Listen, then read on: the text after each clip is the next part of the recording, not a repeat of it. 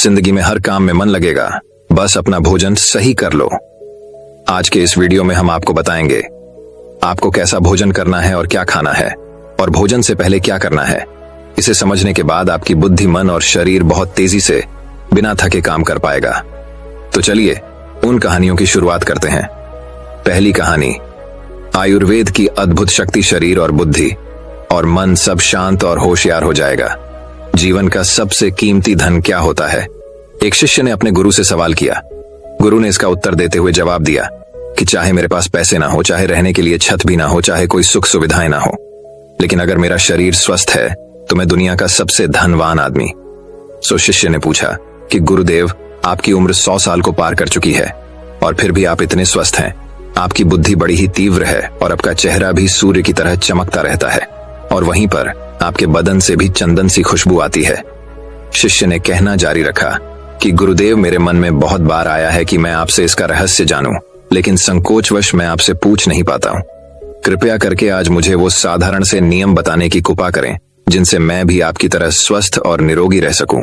न नियम अगर आसान होंगे गुरुदेव, तो उसका अनुसरण मेरे माता पिता भी कर पाएंगे, क्योंकि वो बूढ़े हो चुके हैं और वो बहुत जटिल प्रक्रिया नहीं अपना पाएगा। कृपया करके साधारण से तरीके बताना ताकि कोई भी ग्रस्त आदमी उन नियमों का पालन कर सके। गुरुदेव ने कहना आरंभ किया। सबसे पहले उन्होंने बताया कि सबसे पहले तुम्हें पाचन तंत्र की क्रिया को समझना होगा।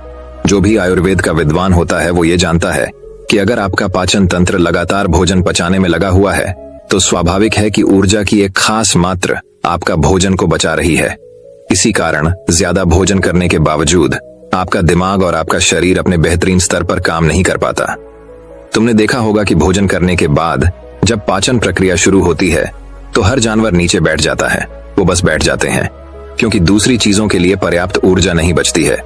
चाहे वो मांसाहारी हो या शाकाहारी हो, हर जानवर खाने के बाद नीचे बैठ जाता है, और ये इंसानों के लिए भी एक प्राकृतिक जहर खाने के बाद वो बैठ जाना चाहते हैं, क्योंकि दूसरी चीजों के लिए पर्याप्त ऊर्जा नहीं होती। अगर आप अपनी पूरी क्षमता का इस्तेमाल करना चाहते हैं तो आप अपने शरीर को ऐसा बनाकर रखिए कि आप जो भी खाएं, कुछ भी खाएं, तो 1.5 से 2 घंटे के अंदर आपका पेट खाली हो जाना चाहिए। पेट खाली होने का मतलब है पेट की थैली खाली होना, यानी कि जब भोजन आंत के दूसरे भागों में चला जाता है तब पेट खाली हो जाता है, क्योंकि आंत में प्रक्रिया बिल्कुल अलग होती है। वो पाचन नहीं होता है, वो ऊर्जा को ग्रहण करती है।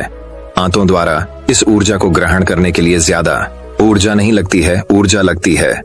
पाचन क्रिया में जब खाना पेट की थैली में मौजूद हो तो बेहतर है कि आप अपनी गतिविधि को कम कर लें। अब अगर सोचिए, सारा दिन आपके पेट में खाना मौजूद रहेगा तो आप अपने जीवन की पूरी क्षमता कम कर लेंगे।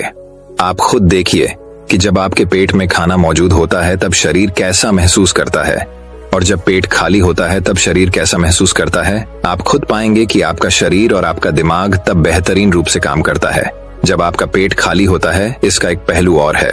देखिए, हम सब जानते हैं कि हमारा शरीर हर समय नई कोशिकाएं बनाता रहता है और पुरानी कोशिकाएं खत्म करता रहता है, जिससे हमारे शरीर का शुद्धिकरण होता रहता है। लेकिन जब भोजन हमारे पेट में होता है, यानी कि हमारा पेट जब खाली नहीं होता, तो ये शुद्धिकरण कम हो जाता है। वो सारी गंदगी जो शरीर से अपने आप बाहर निकलती थी, अब वो निकलनी बंद हो जाएगी, जो कुछ समय बाद आपके लिए तरह तरह की समस्याएं पैदा करेंगी। देखिए, योग में पेट का हमेशा साफ रहना बहुत ही महत्वपूर्ण होता है। किसी भी पारंपरिक प्रणाली में अगर आप देखेंगे तो आप पाएंगे कि जब भी आप किसी आयुर्वेदिक डॉक्टर या किसी वैद्य के पास जाते हैं तो सबसे पहले वो आमे पेट की सफाई करते हैं, क्योंकि वो जानते हैं कि आपकी ज्यादातर समस्या पेट साफ ना होने की वजह से ही है। सिर्फ एक दिन के लिए अपने पेट को पूरी तरह से साफ करने के बाद महसूस करें कि आपको कैसा महसूस होता है। आप अपने अंदर बहुत हल्का और सुंदर महसूस करेंगे। हर दिन आपको इसी तरह महसूस होना चाहिए। आमतौर पर पारंपरिक रूप से घी को पहले निवाले के रूप में खाया जाता है। घी एक चिकनाई वाला पदार्थ है जो पूरी आहार नली को चिकनाई देता है। आपको सबसे पहले इसे ही खाना चाहिए ताकि यह भोजन पाचन को आसान बना दे। जब आप बहुत मसालेदार भोजन खाते हैं तो उसे खाने से पहले आपके भोजन पर घी की परत चढ़ाना बहुत अच्छा होता है। घी का महत्व ये है कि ये आहार नली को साफ रखता है, तो जो व्यक्ति घी का उचित तरीके से सेवन करता है उसका पेट हमेशा साफ रहेगा, क्योंकि वहां कुछ नहीं चिपकता, वहां कुछ भी लंबे समय तक ठहर ही नहीं सकता। पेट का कैंसर, आंत का कैंसर, आजकल ये बहुत ज्यादा हो रहा है। तो अगर आप एक निश्चित मात्रा में घी का सेवन करते हैं तो ये घटना बहुत कम हो जाती है, लेकिन उसके लिए घी सही गुणवत्ता का होना चाहिए। सही तरीके से गाय या भैंस के दूध से बनाया जाए। अगर घी को उचित तरीके से गाय या भैंस के दूध से बनाया जाए तो इसके कई महत्वपूर्ण फायदे होता है। शिष्य ने सवाल पूछा कि गुरुदेव, पाचन क्रिया तुम्हें कुछ कुछ समझ गया हूं, लेकिन आप ये बताइए कि आपकी तरह सूर्य जैसा तेज पाने के लिए, चमकता हुआ चेहरा प्राप्त करने के लिए क्या प्रक्रिया अपनानी चाहिए। गुरु ने इसका उत्तर देते हुए कहना शुरू किया कि देखिए, आज के समय में बहुत सारे लोग सुबह उठते ही खाली पेट चाय पीते हैं। चमकता हुआ तेजस्वी मुख पाने के लिए हमें कुछ प्रक्रिया नहीं अपनानी, हमें बस अपनी दिनचर्या सही करनी है, अपना खान पान सुधारना है। सुबह खाली पेट चाय पीना जहर के समान होता है। वो धीरे धीरे आपके अंदर आपकी आंतों को कमजोर कर देता है। पेट में धीरे धीरे एसिडिटी होने लगती है और अपने आप मन और मस्तिष्क सुस्त पड़ते जाते हैं। सुबह उठते ही तुम्हें तांबे, चांदी या मिट्टी के बर्तन में रखा हुआ पानी पीना चाहिए, लेकिन चांदी और मिट्टी की तासीर ठंडी होती है, इसीलिए कफ, अस्थमा या दमा जैसे रोगी इसका उपयोग ना करें। रात में आपने चांदी, तांबे या मिट्टी के बर्तन में पानी रख दिया और सुबह खाली पेट बिना दातून किए हुए उसे पी लिया। शिष्य ने सवाल किया कि गुरुदेव, बिना दातून किए हुए अगर हम वो पानी पिएंगे तो हमारा बासी थूक हमारे अंदर ही चला जाएगा। गुरु ने उसे बताया कि वो तो अच्छी बात है, क्योंकि बासी थूक औषधि के समान होता है। गुरु ने चेतावनी दी कि देखिए, जिन लोगों को अल्सर, टीबी या निमोनिया है, उन्हें खाली पेट पानी नहीं पीना है। तांबे के बर्तन में रात में रखे हुए पानी में उसके संस्कार मिल जाते हैं, तांबे के गुण उस पानी में आ जाते हैं और वो तांबा हमारे शरीर में जाकर बहुत से लाभकारी फायदे करता है। गुरु ने चेतावनी दी कि अगर मजबूरी ना हो तो प्लास्टिक की बोतल में कभी पानी मत पीना, क्योंकि प्लास्टिक की एक ऐसी संरचना होती है, जब वो गर्म तापमान पर आता है तो प्लास्टिक धीरे धीरे रे पिघलना शुरू हो जाता है, और जब वो बहुत बारीक स्तर पर पिघलता है तो उसके कारण उस पानी में मिल जाते हैं, जो हमारे शरीर में जाकर कैंसर का कारण बन सकते हैं। देखिए, ये पानी पीने के बाद, अपना पेट अच्छे से खाली करने के बाद आप आंवला और सब्जियों का रस पी सकते हैं। आप पीने में कुछ लोगों को थोड़ा कड़वा लग सकता है, लेकिन जहां पर शरीर को इतने सारे फायदे हो रहे हो, वहां पर थोड़ा कड़वापन तो बर्दाश्त किया जा सकता है। गुरु ने बताया कि यह भी सच्चाई है कि हर दिन एक जैसा खाना नहीं खाया जा सकता, तो जिस दिन तुम आंवला और सब्जियों का जूस ना पी सको, उस दिन आपको दही खाना चाहिए। दही बहुत ही बेहतरीन आयुर्वेदिक औषधि के रूप में इस्तेमाल हो सकता है। अगर उसको सही से इस्तेमाल किया जाए तो हमारे शरीर में बेहद सारी बीमारियों को वो जड़ से खत्म कर सकता है। दही की एक पर्याप्त मात्रा लेकर उसमें गुड़, शक्कर या मिश्री का मिश्रण जरूर कर लें, ताकि आपको वो दही खाटा ना लगे। अगर दही में गुड़ मिलाते हैं तो गुड़ बहुत ज्यादा नया नहीं होना चाहिए। गुड़ जितना ज्यादा पुराना होगा उतना ही लाभकारी होगा, और दही को थोड़ा पतला कर ले। पतला होने के बाद वो आसानी से हमारे शरीर में जा सकता है और उसको पचने में भी ज्यादा ऊर्जा शरीर को नहीं लगानी पड़ती। आयुर्वेद के गणित के हिसाब से अगर आप सुबह इन प्रक्रियाओं का पालन करते हैं तो आपके चेहरे का तेज बढ़ने लगेगा, उस पर चमक आने लगेगी। जल्द ही लोग आपसे बोलना शुरू कर देंगे कि भाई, आपकी उम्र इतनी ज्यादा हो गई लेकिन आप लगते नहीं हो। इतनी उम्र के सन्यासियों और मुनियों जैसा तेज पाने के लिए ध्यान और आयुर्वेद के नियम के हिसाब से खान पान, ये दो चीजें सबसे ज्यादा जरूरी होती हैं। अगर ग्रस्त आदमी भी इन नियमों का पालन करता है तो वो भी सन्यासियों जैसा तेजस्वी हो सकता है। शिष्य ने आखिरी प्रश्न किया कि गुरुदेव, मुझे ये दो नियम तो अच्छे से समझ में आ गए हैं। पहला नियम, अपने पेट को खाली रखेंगे तो हर बीमारी से मुक्त रहेंगे।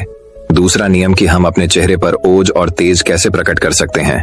बस एक आखिरी समस्या का समाधान और करवाना है। मैं आपसे पूछना चाहता हूं कि जैसे जैसे आदमी की उम्र बढ़ती है तो उसके आंखों की और उसके दिमाग की क्षमता कम होती जाती है, तो उस क्षमता को बरकरार बनाए रखने के लिए किन नियमों का पालन करें, या फिर क्या खान पान अपने दैनिक जीवन में अपनाएं। गुरु ने खुद की तरफ इशारा करते हुए कहा कि जैसे जैसे उम्र बढ़ेगी वैसे वैसे बुद्धिमान होते जाओगे। बस मैं जो नियम बता रहा है उनको ध्यान से सुन लो। सुन लोगे तो सारी समस्याएं हल हो जाएंगी। सबसे पहले सफेद कद्दू के औषधीय गुणों के बारे में जानो। आयुर्वेद के गणित के हिसाब से सफेद कद्दू का जूस कैंसर को मिटाता है और साथ ही दिमाग की तीक्ष्णता को बढ़ाता है। तीक्ष्णता यानी कि तेज, बारीक बुद्धि। लेकिन ये समझ लेना कि सफेद कीड़ा का जूस ठंडा होता है, इसीलिए अस्थमा और जिनको सर्दी जल्दी पकड़ लेती हो, ऐसे लोगों को सफेद कद्दू के जूस का सेवन नहीं करना है। दिमाग और आंखों को तेज करने के लिए जो अगला नुस्खा मैं बता रहा हूं वह हर कोई कर सकता है, बल्कि हर किसी को करना चाहिए। 5 देसी बादाम की गिरी, जो छोटी वाली होती है, क्योंकि वही देसी होती है। बड़ी वाली में इतने गुण नहीं होते हैं, इतना छोटी वाली गिरी में होते हैं। 5 छोटी बादाम गिरी और एक अखरोट रात को पानी में भिगो दो, सुबह उनके छिलके उतारो और उन्हें किसी पत्थर के खरल में, याद रखना पत्थर का खरल, किसी ऐसे वैसे बर्तन में नहीं, क्योंकि इससे उसकी गुणवत्ता खत्म हो जाती है। उस पत्थर में ये डालने के बाद उसे मथना शुरू करो। धीरे धीरे जब आप उसे पिसेंगे तो वो बारीक होने लगेगा और उसके बाद उसमें दूध डालना शुरू करो। ऊपर से दूध गाय का होना चाहिए, वो सबसे ज्यादा बेहतरीन रहेगा।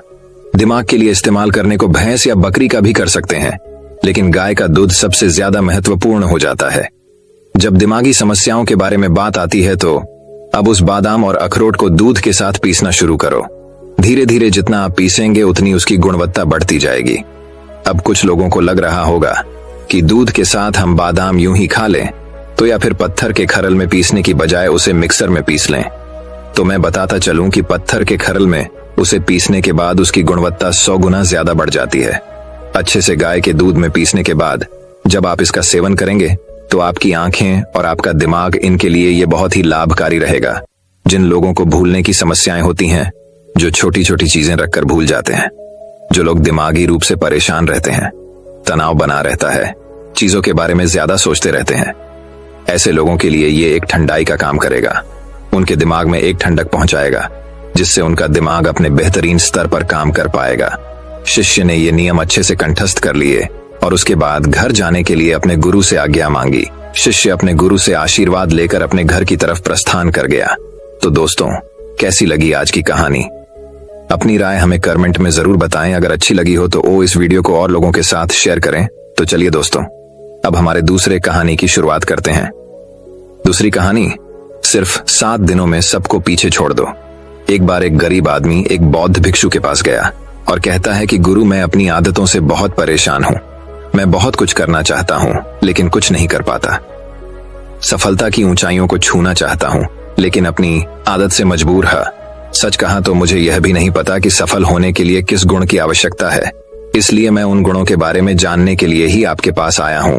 कृपया मेरा मार्गदर्शन कीजिए। बौद्ध भिक्षु ने कहा कि जिस तरह से हम बुरी आदतों से मजबूर होते हैं, उसी तरह अगर हम अच्छी आदतें अपनाएंगे तो हम भी अच्छी आदतों से मजबूर हो जाएंगे और अच्छी आदतें हमें अपने जीवन में बहुत कुछ हासिल करने में भी मदद करेगी।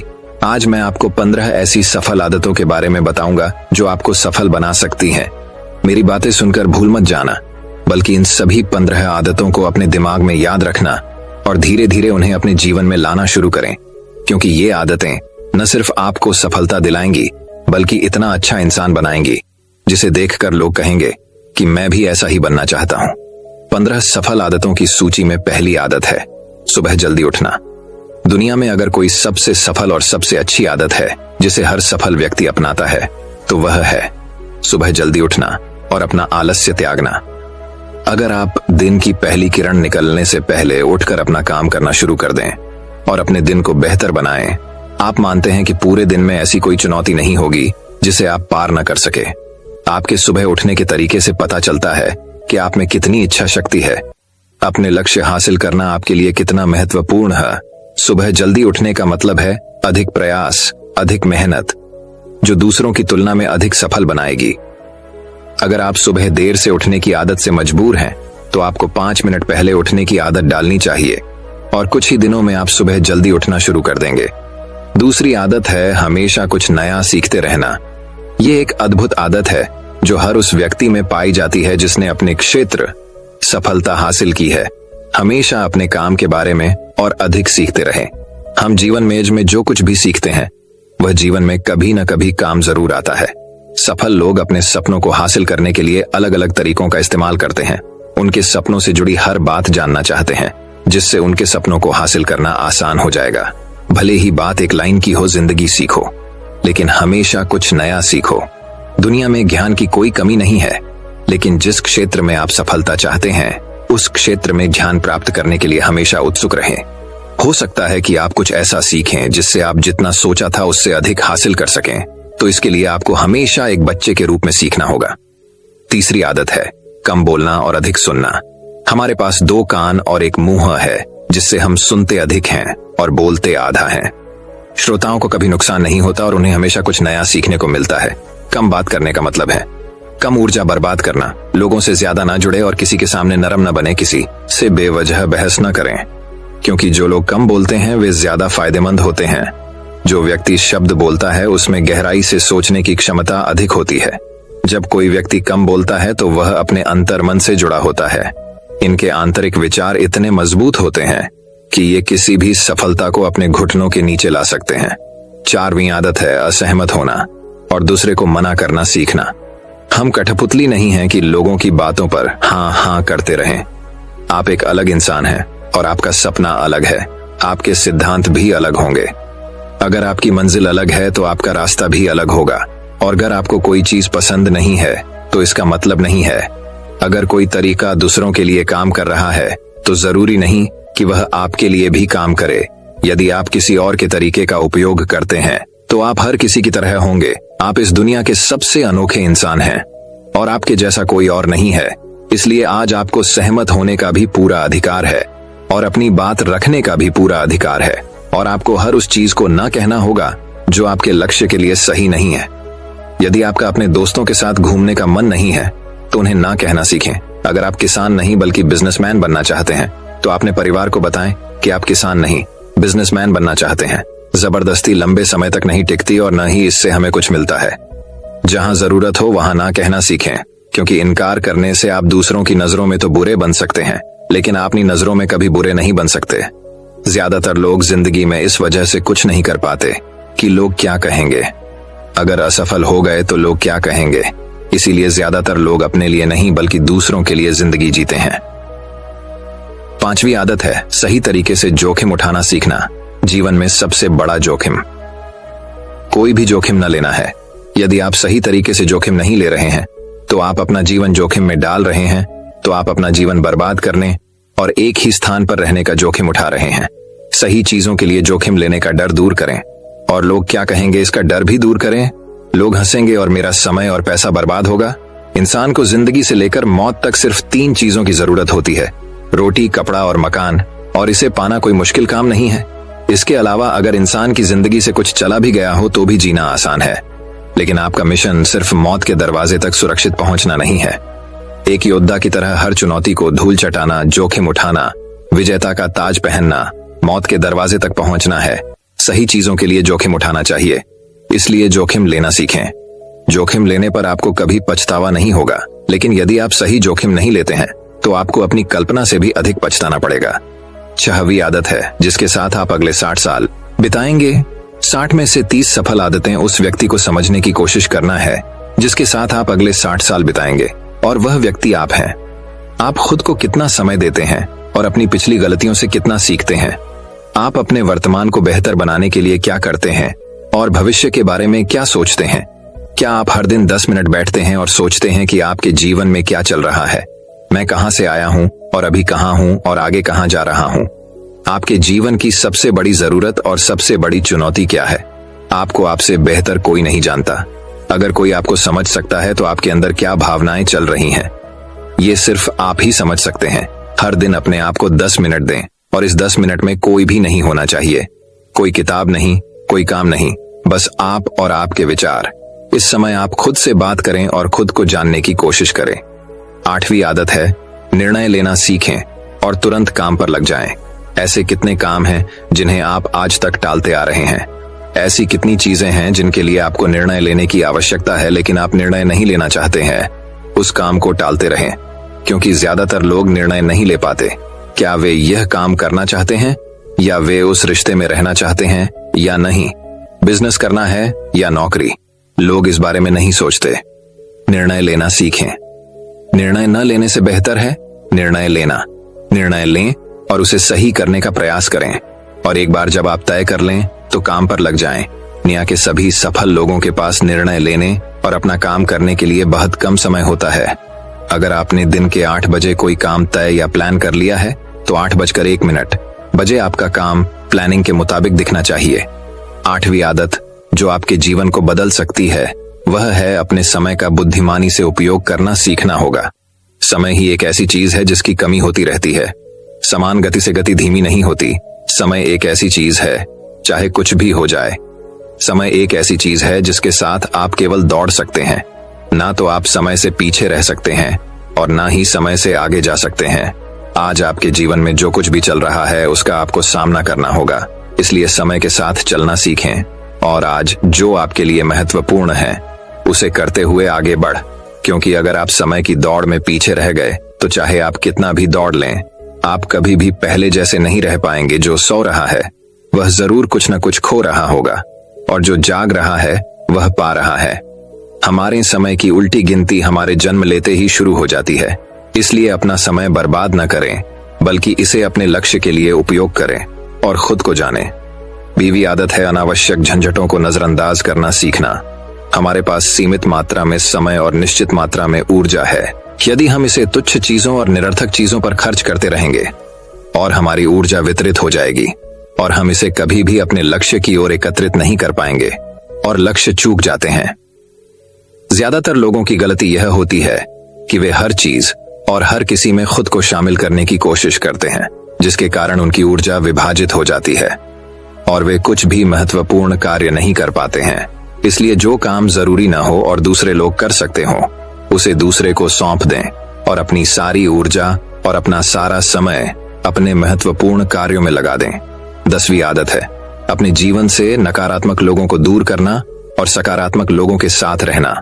एक नकारात्मक व्यक्ति हमारी ऊर्जा को सोख लेता है और हमारी सोच को नकारात्मक बना देता है, इसलिए ऐसे लोगों से दूर रहने की कोशिश करें।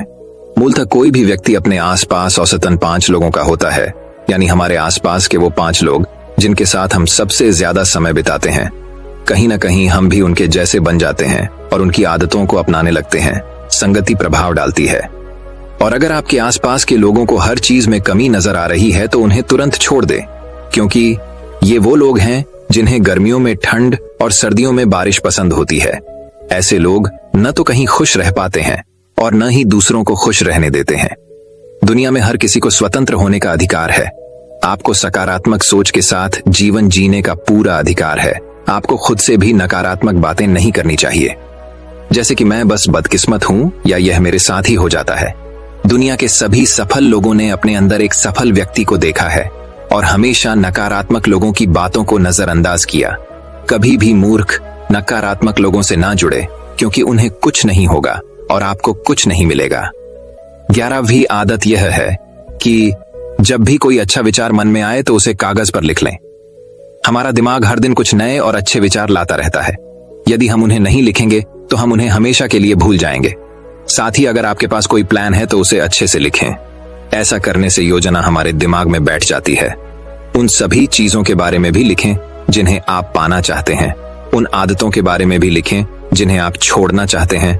विचारों को लिखने से हमारे दिमाग से उन्हें याद रखने का बोझ कम हो जाता है और फिर हमारा दिमाग अपने नए विचारों के बारे में सोचने के लिए स्वतंत्र हो जाता है।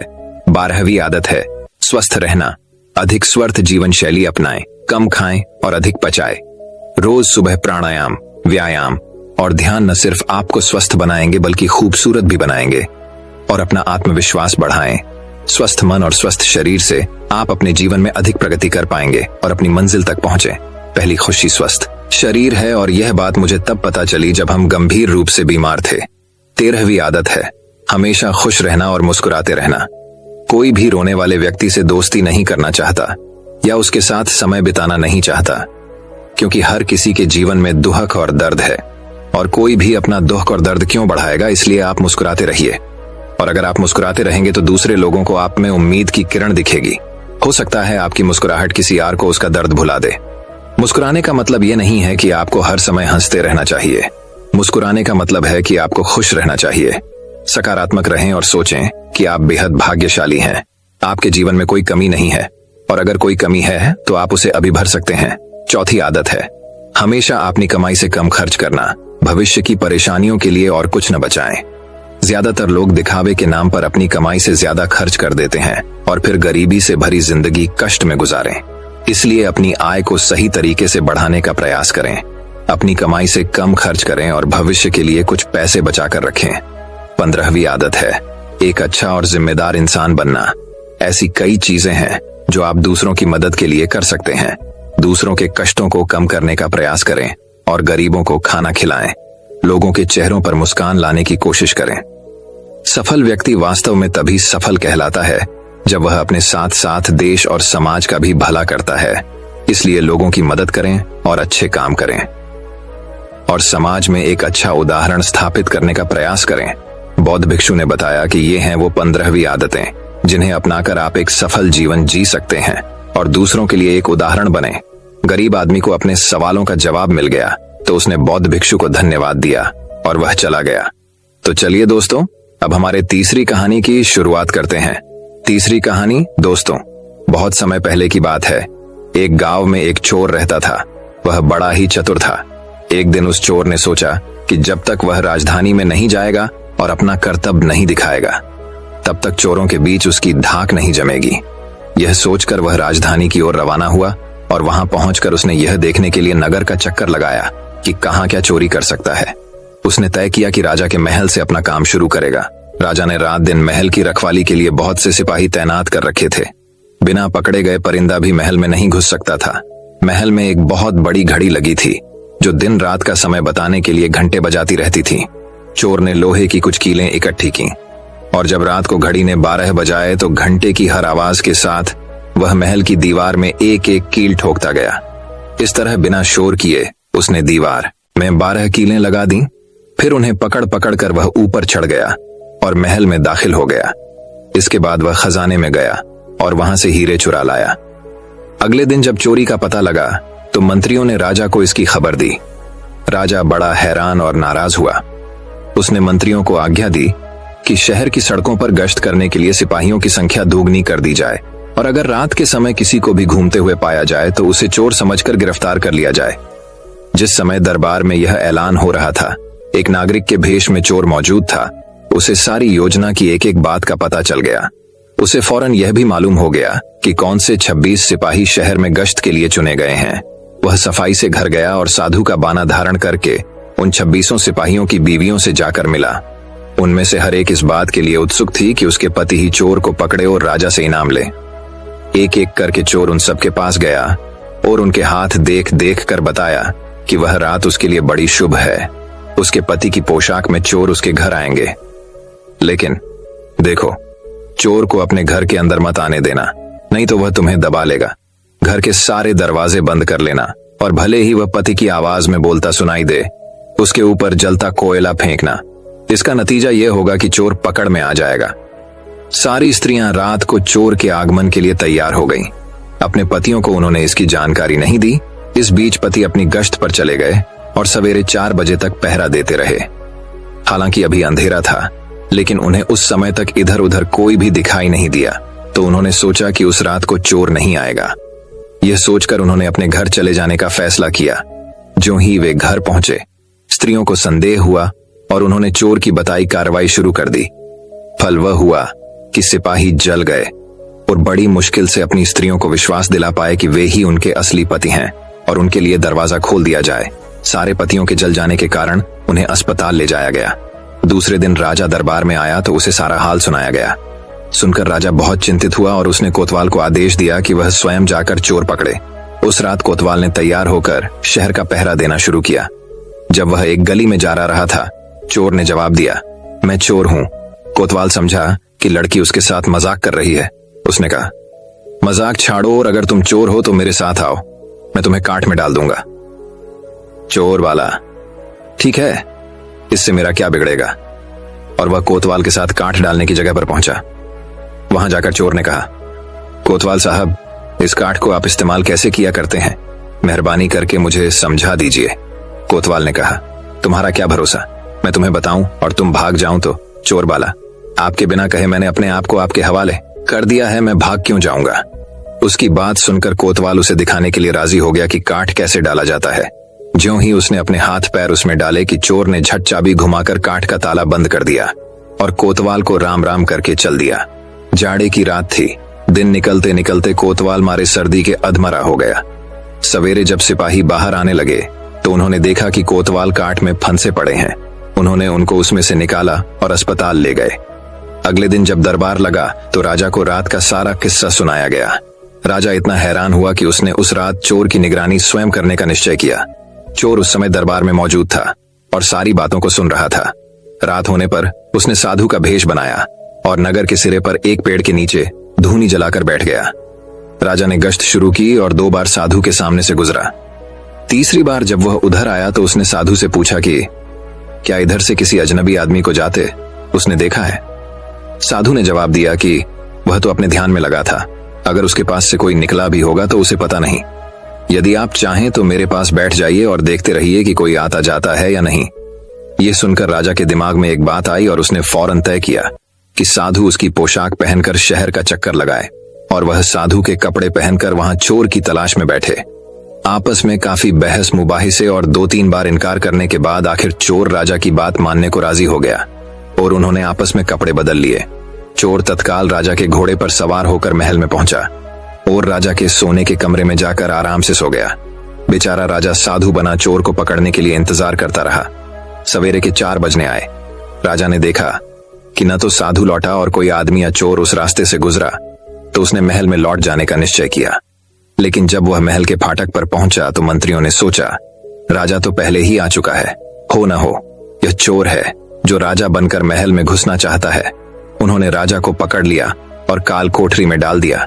राजा ने शोर मचाया पर किसी ने भी उसकी बात न सुनी।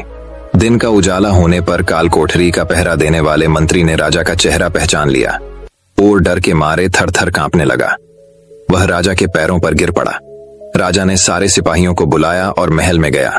उधर चोर जो रात भर राजा के रूप में महल में सोया था, सूरज की पहली किरण फूटते ही राजा की पोशाक में और उसी के घोड़े पर रफू चक्कर हो गया। अगले दिन जब राजा अपने दरबार में पहुंचा तो बहुत ही हताश था। उसने ऐलान किया कि अगर चोर उसके सामने उपस्थित हो जाएगा तो उसे माफ कर दिया जाएगा और उसके खिलाफ कोई कार्रवाई नहीं की जाएगी, बल्कि उसकी चतुराई के लिए उसे इनाम भी मिलेगा। चोर वहां मौजूद था ही फौरन राजा के सामने आ गया और बोला, महाराज मैं ही वह अपराधी हूं। इसके सबूत में उसने राजा के महल से जो कुछ चुराया था वह सब सामने रख दिया, साथ ही राजा की पोशाक और उसका घोड़ा भी। राजा ने उसे गांव इनाम में दिए और वादा कराया कि वह आगे चोरी करना छोड़ देगा। इसके बाद से चोर खूब आनंद से रहने लगा। इस कहानी से हमें यह सीख मिलती है कि व्यक्ति की बुद्धि उसे हर एक नाकामयाब चीज को भी कामयाब बनाकर दे सकती है, लेकिन बुद्धि का इस्तेमाल अगर इंसान के भलाई के लिए और खुद को बदलने के लिए किया जाए तो उस इंसान का जीवन खुशियों से भर सकता है। सफलता पाने के लिए अपने दिमाग से काम करना पड़ता है और अपनी रणनीति को सबसे छुपाना पड़ता है, तभी हमारी वह रणनीति अवश्य ही सफल हो जाती है। मनुष्य शरीर ही ऐसा बना है कि वह जो सोच सकता है वह मेहनत करके हासिल भी कर सकता है। ऐसी कोई चीज नहीं जो एक मनुष्य अपने जीवन में अगर ठान ले तो हासिल नहीं कर सकता, बस इसकी खासियत समझने की देरी है। तो चलिए इसको कहानियों के माध्यम से समझे। तो बिना देर किए चलिए उन कहानियों की शुरुआत करते हैं। पहली कहानी, ये रहस्यमयी बातें अपने करीबियों को भी नहीं बतानी चाहिए। एक गांव में गोलू नाम का एक नौजवान लड़का रहता था। जैसा उसका नाम था वैसा ही उसका स्वभाव भी था, एकदम भोला। वो ज्यादा दिमाग नहीं लगाता था। जैसा उसके घर वाले और लोग उसे बोल देते वैसा ही वो कर देता और जो उसे लगता बिना सोचे समझे लोगों के सामने वही बोल देता। गोलू के घर की आर्थिक स्थिति काफी अच्छी थी। उसके पिता के पास खेती करने के लिए पर्याप्त जमीन थी जिसमें अच्छी खासी फसल हो जाती थी। गोलू के माता पिता काफी दयालु स्वभाव के व्यक्ति थे, लेकिन लोग उनके इस दयालु स्वभाव का गलत फायदा उठाते थे। गांव के लोग अक्सर अपनी मजबूरी सुनाकर उनसे अनाज और पैसे उधार मांग लेते, लेकिन लौटाते समय देर करते और तरह तरह के बहाने बनाते। गोलू के माता पिता भी अपने शांत और दयालु स्वभाव की वजह से लोगों पर अपना उधार वापस लेने के लिए दबाव नहीं डालते थे। इस तरीके से दोस्तों, रिश्तेदारों और गांव वालों के बीच उनके बहुत से पैसे उधार के रूप में फंस चुके थे। इसके बावजूद अब भी अगर उनके पास कोई अपनी मजबूरी सुनाकर रोने लग जाता तो वो उसे भी धन या पैसे उधार देकर उसकी मदद कर देते। शायद अपने माता पिता की वजह से ही गोलू का स्वभाव भी इतना भोला था। इसी बीच गोलू के माता पिता बड़े धूमधाम से गोलू की शादी भी कर देते हैं, लेकिन गोलू की पत्नी स्वभाव से थोड़ी तेज और नाज नखरे वाली थी। इसीलिए वो अपनी मनमर्जी के खर्चे करती और अपनी बातों से घर वालों को दबा कर रखती। लेकिन गोलू अपनी पत्नी से बहुत प्रेम करता था। वो उसकी हर इच्छा पूरी करता और उसे अपनी सारी बातें साझा करता। इसी तरीके से कुछ साल बीत गए, लेकिन एक दिन अचानक गोलू के पिता की तबीयत खराब हो गई। उन्हें गांव के वैद्य के पास ले जाया गया, लेकिन गांव के वैद्य को उनकी बीमारी का पता नहीं चल पाया। तो फिर उन्हें नगर के बड़े बेटे के पास ले जाया गया, जहां जाकर उन्हें पता चला कि गोलू के पिता के शरीर में कर्क रोग की शुरुआत हो चुकी है। वैद्य ने गोलू की मां को बताया कि वैसे तो इस रोग का कोई इलाज नहीं है, लेकिन क्योंकि अभी रोग की शुरुआत ही है, इसीलिए अगर सही उपचार किया जाए तो संभावना है कि रोगी को बचाया जा सकता है। लेकिन इस उपचार में समय और धन दोनों की बड़ी मात्रा में जरूरत है। गोलू और गोलू के पिता को वैद्य के पास छोड़कर उसकी मां धन की व्यवस्था करने के लिए गांव वापस आ जाती है और वह उन सभी लोगों के घर जाती है जिन्होंने पैसे उधार दे रखे थे। उनमें से कुछ लोग तो पैसा वापस कर देते हैं, लेकिन ज्यादातर लोग यहाँ वहां के बहाने बनाकर बात को टाल देते हैं। इसीलिए गोलू की मां गांव के सेठ से ब्याज में पैसे लेकर शहर वापस चली आती है और अपने पति का इलाज शुरू करवाती है। लेकिन इलाज बहुत ही महंगा था और लंबा चल रहा था, इसीलिए सरकार से और ज्यादा पैसे उधार लेने की बजाय गोलू और उसकी मां ने अपने कुछ खेत बेचने का निश्चय किया और उन्होंने अपने कुछ खेत गांव के सेठ को बेच भी दिए। लेकिन इतना लंबा इलाज करवाने के बावजूद भी गोलू के पिता की तबीयत ठीक होने का नाम नहीं ले रही थी। उनके इलाज के खर्चों की वजह से लगातार गोलू की मां के गहने और उनके खेत बिकते चले गए। अब तो उनके पास नाम मात्र के ही खेत शेष रह गए थे। लेकिन दूसरी तरफ गोलू के पिता की तबीयत दिनों दिन और भी खराब होती जा रही थी। एक दिन जब गोलू बाजार से कुछ सामान लेकर के घर पहुंचा तो उसने देखा कि उसकी मां उसके पिता का सिर अपनी गोद में रखकर जोर जोर से रो रही है। गोलू के पिता इस दुनिया को छोड़कर जा चुके थे। उसके पिता की मौत के बाद उसकी मां भी बहुत उदास और दुखी रहने लगी थी। साथ ही उनके परिवार में गरीबी का पहाड़ टूट पड़ा था, क्योंकि जो थोड़े बहुत खेत बचे भी थे उन्हें गोलू सही तरीके से संभाल नहीं पा रहा था। अब तक घर और खेत की सारी जिम्मेदारी उसके पिता ही संभाला करते थे, इसीलिए किसी भी काम को ठीक से नहीं कर पा रहा था। गोलू की पत्नी, जिसे मन मर्जी खर्चा करने की आदत थी, अब उसके फिजूल खर्चे भी बंद हो चुके थे। इसीलिए अब वो अपनी सास और गोलू से कुछ नहीं कहती थी।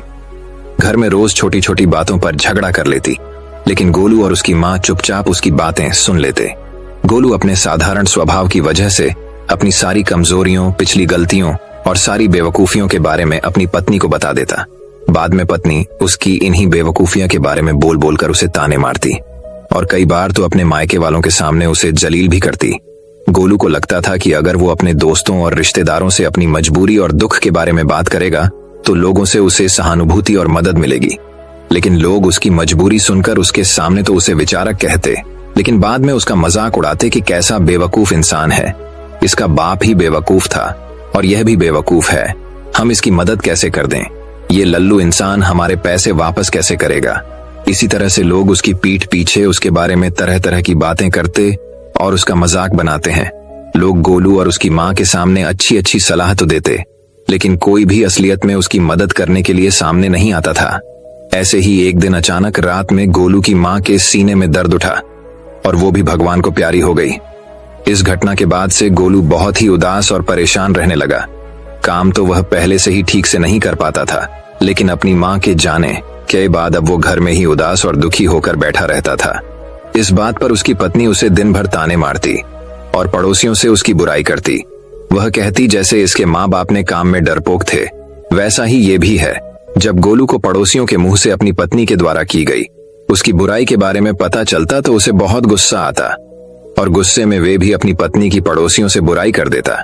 उनकी इस आदत की वजह से पड़ोसी अपने सामने गोलू और उसकी पत्नी का मजाक बनाते हैं और उन दोनों की एक दूसरे से चुगली भी करते, जिसकी वजह से गोलू और उसकी पत्नी के बीच झगड़े होने शुरू हो गए। एक दिन झगड़े के दौरान उसकी पत्नी घर छोड़कर अपने मायके चली गई और यह धमकी दे गई कि अब वे कभी वापस नहीं आएगी। पत्नी के जाने के बाद गोलू और भी अकेला पड़ गया और वो पूरे दिन दुखी होकर अपने भाग्य को कोसता रहता। कई बार तो उसे विचार आता कि अब आत्महत्या ही कर लेता हूं, लेकिन फिर वह कुछ सोचकर रुक जाता।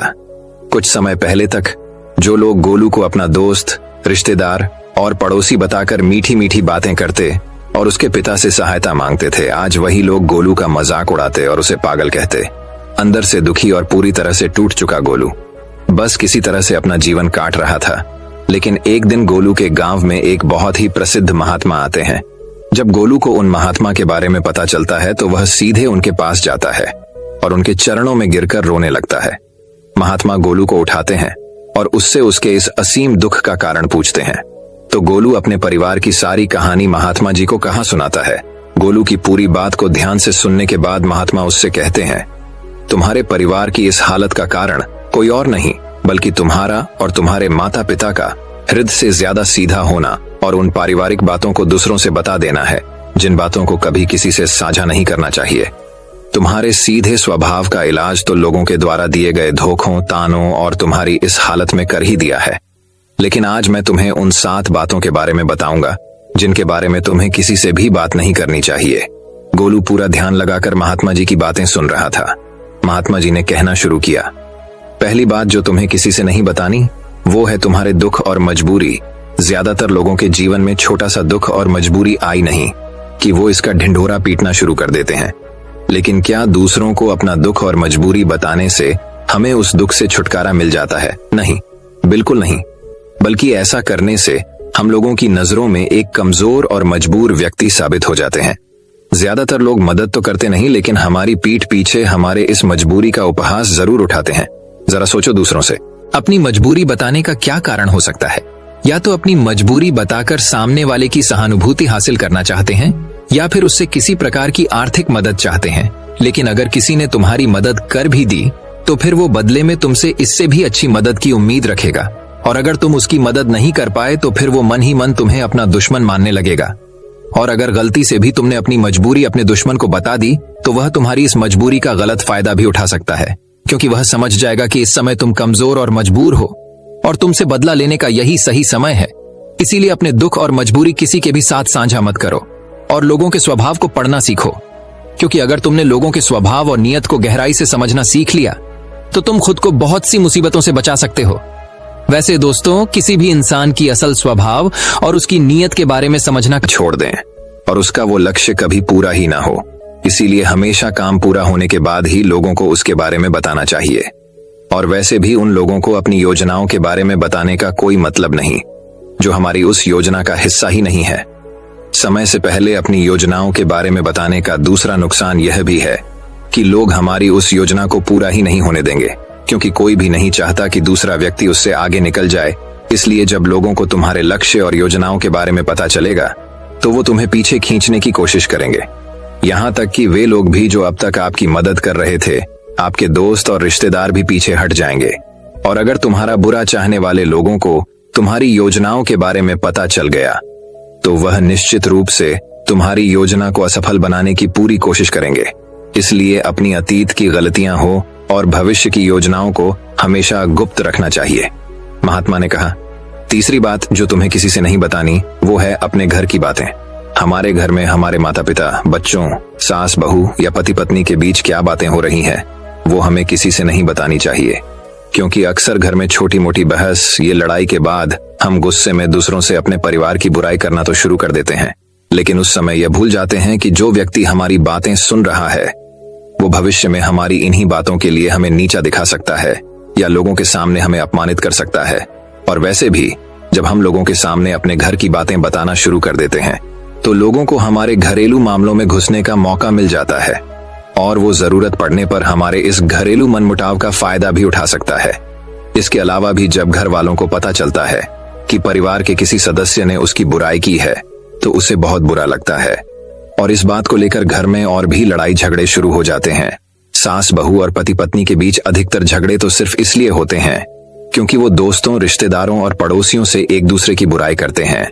इसीलिए अगर हम अपने परिवार के सदस्यों की तारीफ नहीं कर सकते तो किसी और से हमें उनकी बुराई भी नहीं करनी चाहिए। महात्मा ने आगे कहा, चौथी बात जो तुम्हें किसी से नहीं बतानी वो है अपनी कमजोरियां और अपनी ताकत। पहली बात तो ज्यादातर लोगों को अपनी कमजोरी और ताकत के बारे में पता ही नहीं होता, और अगर तुम्हें अपनी कमजोरी और ताकत के बारे में पता है तो तुम सच में एक बहुत ही बुद्धिमान व्यक्ति हो। लेकिन दूसरों के सामने अपनी कमजोरी और ताकत के बारे में ना बताने के 2 बड़े कारण हैं। पहला कि अगर तुम्हारे दुश्मनों को तुम्हारी सबसे बड़ी ताकत के बारे में पता चल गया तो अब वो तुम्हारी सबसे बड़ी ताकत नहीं रह जाएगी, क्योंकि तुम्हारे दुश्मन तुम्हारी उस ताकत का कोई ना कोई तोड़ निकाल ही लेंगे। और अगर तुम्हारी सबसे बड़ी कमजोरी भी लोगों के सामने उजागर हो गई, जो लोग अपनी बात मनवाने के लिए तुम्हारी उस कमजोरी पर ही प्रहार करेंगे और तुम्हें मजबूर होकर हमेशा ही दबना पड़ेगा, वो सामने वाले की बात माननी पड़ेगी। इसीलिए अपनी कमजोरी किसी को भी नहीं बतानी चाहिए, यहाँ तक कि पति को अपनी पत्नी से और पत्नी को अपने पति से भी नहीं, क्योंकि जरूरत पड़ने पर अपनी बात मनवाने के लिए यह एक दूसरे की कमजोरियों का फायदा भी उठा सकते हैं और अगर पति की कमजोरी पत्नी को पता है तो पति को हमेशा ही दबकर रहना पड़ेगा, और इसका उल्टा भी उतना ही सही है। महात्मा ने आगे कहा, 5वीं बात जो तुम्हें दूसरों से नहीं बतानी वो है अपनी आमदनी और अपने धन के बारे में। अब किसी से अपनी आमदनी के बारे में ना बताने का क्या कारण हो सकता है? तो इसके 2 बड़े कारण हैं। पहला कि अगर हमारी आमदनी कम है और लोगों को इसके बारे में पता चल गया तो वो जरूरत पड़ने पर कभी भी हमारी आर्थिक मदद नहीं करेंगे और हमसे दूर भागेंगे, क्योंकि समाज में एक गरीब व्यक्ति की आर्थिक मदद करने से हर व्यक्ति डरता है। उन्हें इस बात का डर होता है कि इसकी आमदनी तो इतनी कम है, ये पैसे वापस कैसे करेगा, और साथ ही हमारी आमदनी के बारे में जानकर लोग हमारी हैसियत का अनुमान भी लगा लेते हैं और फिर हमें उसी के अनुसार इज्जत भी देते हैं। और अगर आमदनी बहुत कम है तो हमारा उपहास भी उड़ाते हैं। लेकिन दूसरी तरफ अगर आपकी आमदनी ज्यादा है और लोगों को इसके बारे में पता है तो वह छोटी सी भी जरूरत पड़ने पर आपके पास ही आर्थिक मदद मांगने आएंगे। और अगर किसी कारण बस आपने उनकी मदद नहीं की तो वो सोचेंगे कि ये व्यक्ति हमारी मदद कर सकता था, लेकिन उसने जानबूझकर मदद नहीं की। तो इस तरीके से आपकी ज्यादा आमदनी आपके दोस्तों और रिश्तेदारों के साथ आपके आपसी मनमुटाव और झगड़े का कारण बनेगी।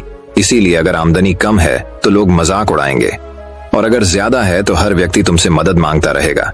इसीलिए अपने धन के बारे में बात ना करने में ही समझदारी है। और शास्त्रों में तो यह तक कहा गया है कि पति को अपनी कमाई के बारे में कभी भी पूरी तरह से अपनी पत्नी को नहीं बताना चाहिए, क्योंकि अगर पत्नी को पति की कमाई के विषय में पता चल गया तो वो उसकी कमाई को अपने हिसाब से चलाने की कोशिश करेगी, उसके धन पर जरूरत से ज्यादा अपना अधिकार जताएगी और पति के तमाम खर्चों पर रोक लगाने का प्रयास करेगी। महात्मा ने उससे आगे कहा, 6ठी बात जो तुम्हें लोगों से नहीं बतानी वो है अपने अपमान के बारे में। अगर तुम्हें किसी कारण से कहीं पर भी अपमानित होना पड़ा है तो इसके बारे में कभी किसी चर्चा ना करो, अपनी पत्नी को भी ना बताओ, क्योंकि तुम्हारी पत्नी बेशक उस वक्त तुम्हारे पक्ष में बात करेगी, लेकिन बाद में बात बात पर उस अपमान का ताना देती रहेंगी। और अगर दूसरे लोगों को भी तुम्हारे उस अतीत में हुए अपमान के बारे पता है तो वो कभी भी 4 लोगों के सामने तुम्हारे उस अपमान के बारे में बात करके तुम्हें जलील कर सकते हैं। महात्मा ने आगे कहा, 7वीं और अंतिम बात जो तुम्हें दूसरों से साझा नहीं करनी वो है अपने मित्र और अपने शत्रुओं के बारे में। हालांकि ज्यादातर लोगों को इससे कोई मतलब नहीं होता कि हमारे मित्र और शत्रु कौन है, लेकिन इस जानकारी का गलत फायदा वो लोग उठा सकते हैं जो हमारा बुरा चाहते हैं। अगर हमारे शत्रुओं को यह पता चल गया कि हमारे मित्र कौन है जो जरूरत पड़ने पर हमारा साथ दे सकते हैं, तो वो हमारे मित्रों के साथ अपने संबंध गहरे करके उन्हें हमसे दूर ये हमारे खिलाफ कर सकते हैं। और अगर हमारे मित्रों को यह पता है कि हमारा सबसे बड़ा शत्रु कौन है, तो अगर आने वाले समय में किसी कारण बस हमारा वो मित्र हमारा शत्रु बन जाता है तो वो हमारे उस पुराने शत्रुओं के साथ मिलकर हमारा बड़ा नुकसान कर सकता है। इसलिए अपने मित्र और शत्रु के बारे में हर जगह सबके सामने बखान नहीं करना चाहिए। इतना कहने के बाद महात्मा जी मौन होकर गोलू के चेहरे की तरफ देखने लगे। गोलू की आंखों में आंसू थे, पश्चाताप के आंसू।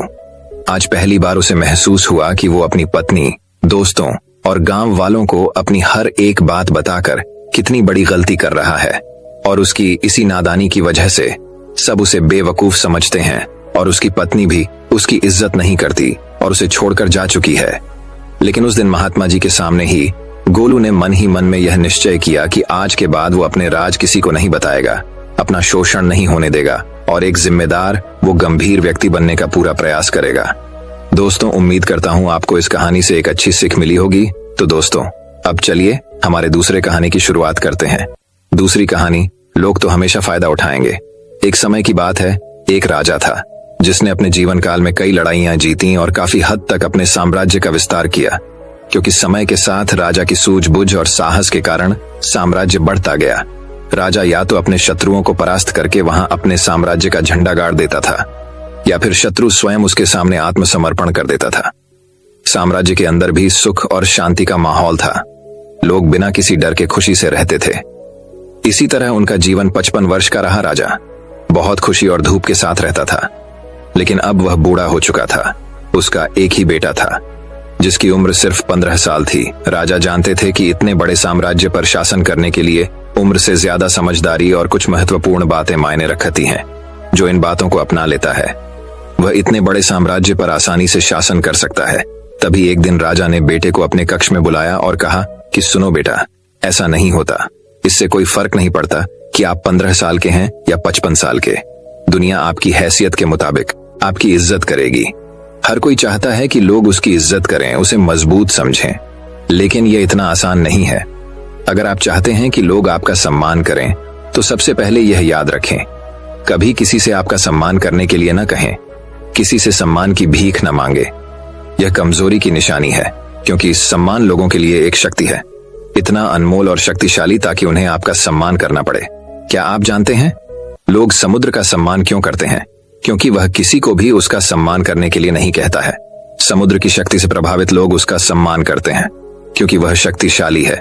लोगों के मन में समुद्र के प्रति सम्मान के अलावा आपके पास उस तरह की ताकत बनने का कोई और तरीका नहीं है ताकि लोगों को किसी भी स्थिति में आपका सम्मान करना पड़े।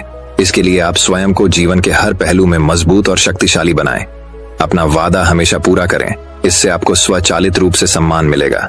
साथ ही दयालु बने और दूसरों का भी सम्मान करें। यह याद रखें कि हमेशा दूसरों से सीखते रहें, कुछ न कुछ घटित होता रहता है। आप कभी भी सब कुछ नहीं जान सकते। जीवन की वास्तविक शिक्षा भी वास्तविक जीवन से ही मिलती है। युवावस्था में आप जितनी अधिक चुनौतियों का सामना करेंगे, आप उतने ही अधिक मजबूत बनेंगे। आने वाले समय में आप और अधिक प्रगति करेंगे। यह जीवन का वह समय है जहां आपको लड़कियों के प्यार में नहीं पड़ना है, बल्कि खुद को मजबूत बनाने पर ध्यान केंद्रित करना है। जब आप एक अनमोल और शक्तिशाली व्यक्ति बन जाएंगे, ताकि जब आप बनना चाहें तो यह अपने आप आ जाए। अपने जीवन में बेहतरी लाएं और आगे बढ़ना शुरू करें। तो कुछ लोग आपको पीछे खींचने की कोशिश करेंगे। ये लोग आपके मित्र या परिवार में से कोई भी हो सकते हैं, या आपके सपनों का मजाक उड़ाएंगे, या आपको ऐसी आदतें अपनाने के लिए कहेंगे जिससे आपका समय और ऊर्जा बर्बाद होती है। क्योंकि आपको आगे बढ़ते नहीं देखना चाहते हैं, वे आपकी प्रगति से ईर्ष्या करेंगे, क्योंकि उनकी कमजोरी और आलस्य के कारण वे काम करने में असमर्थ हैं।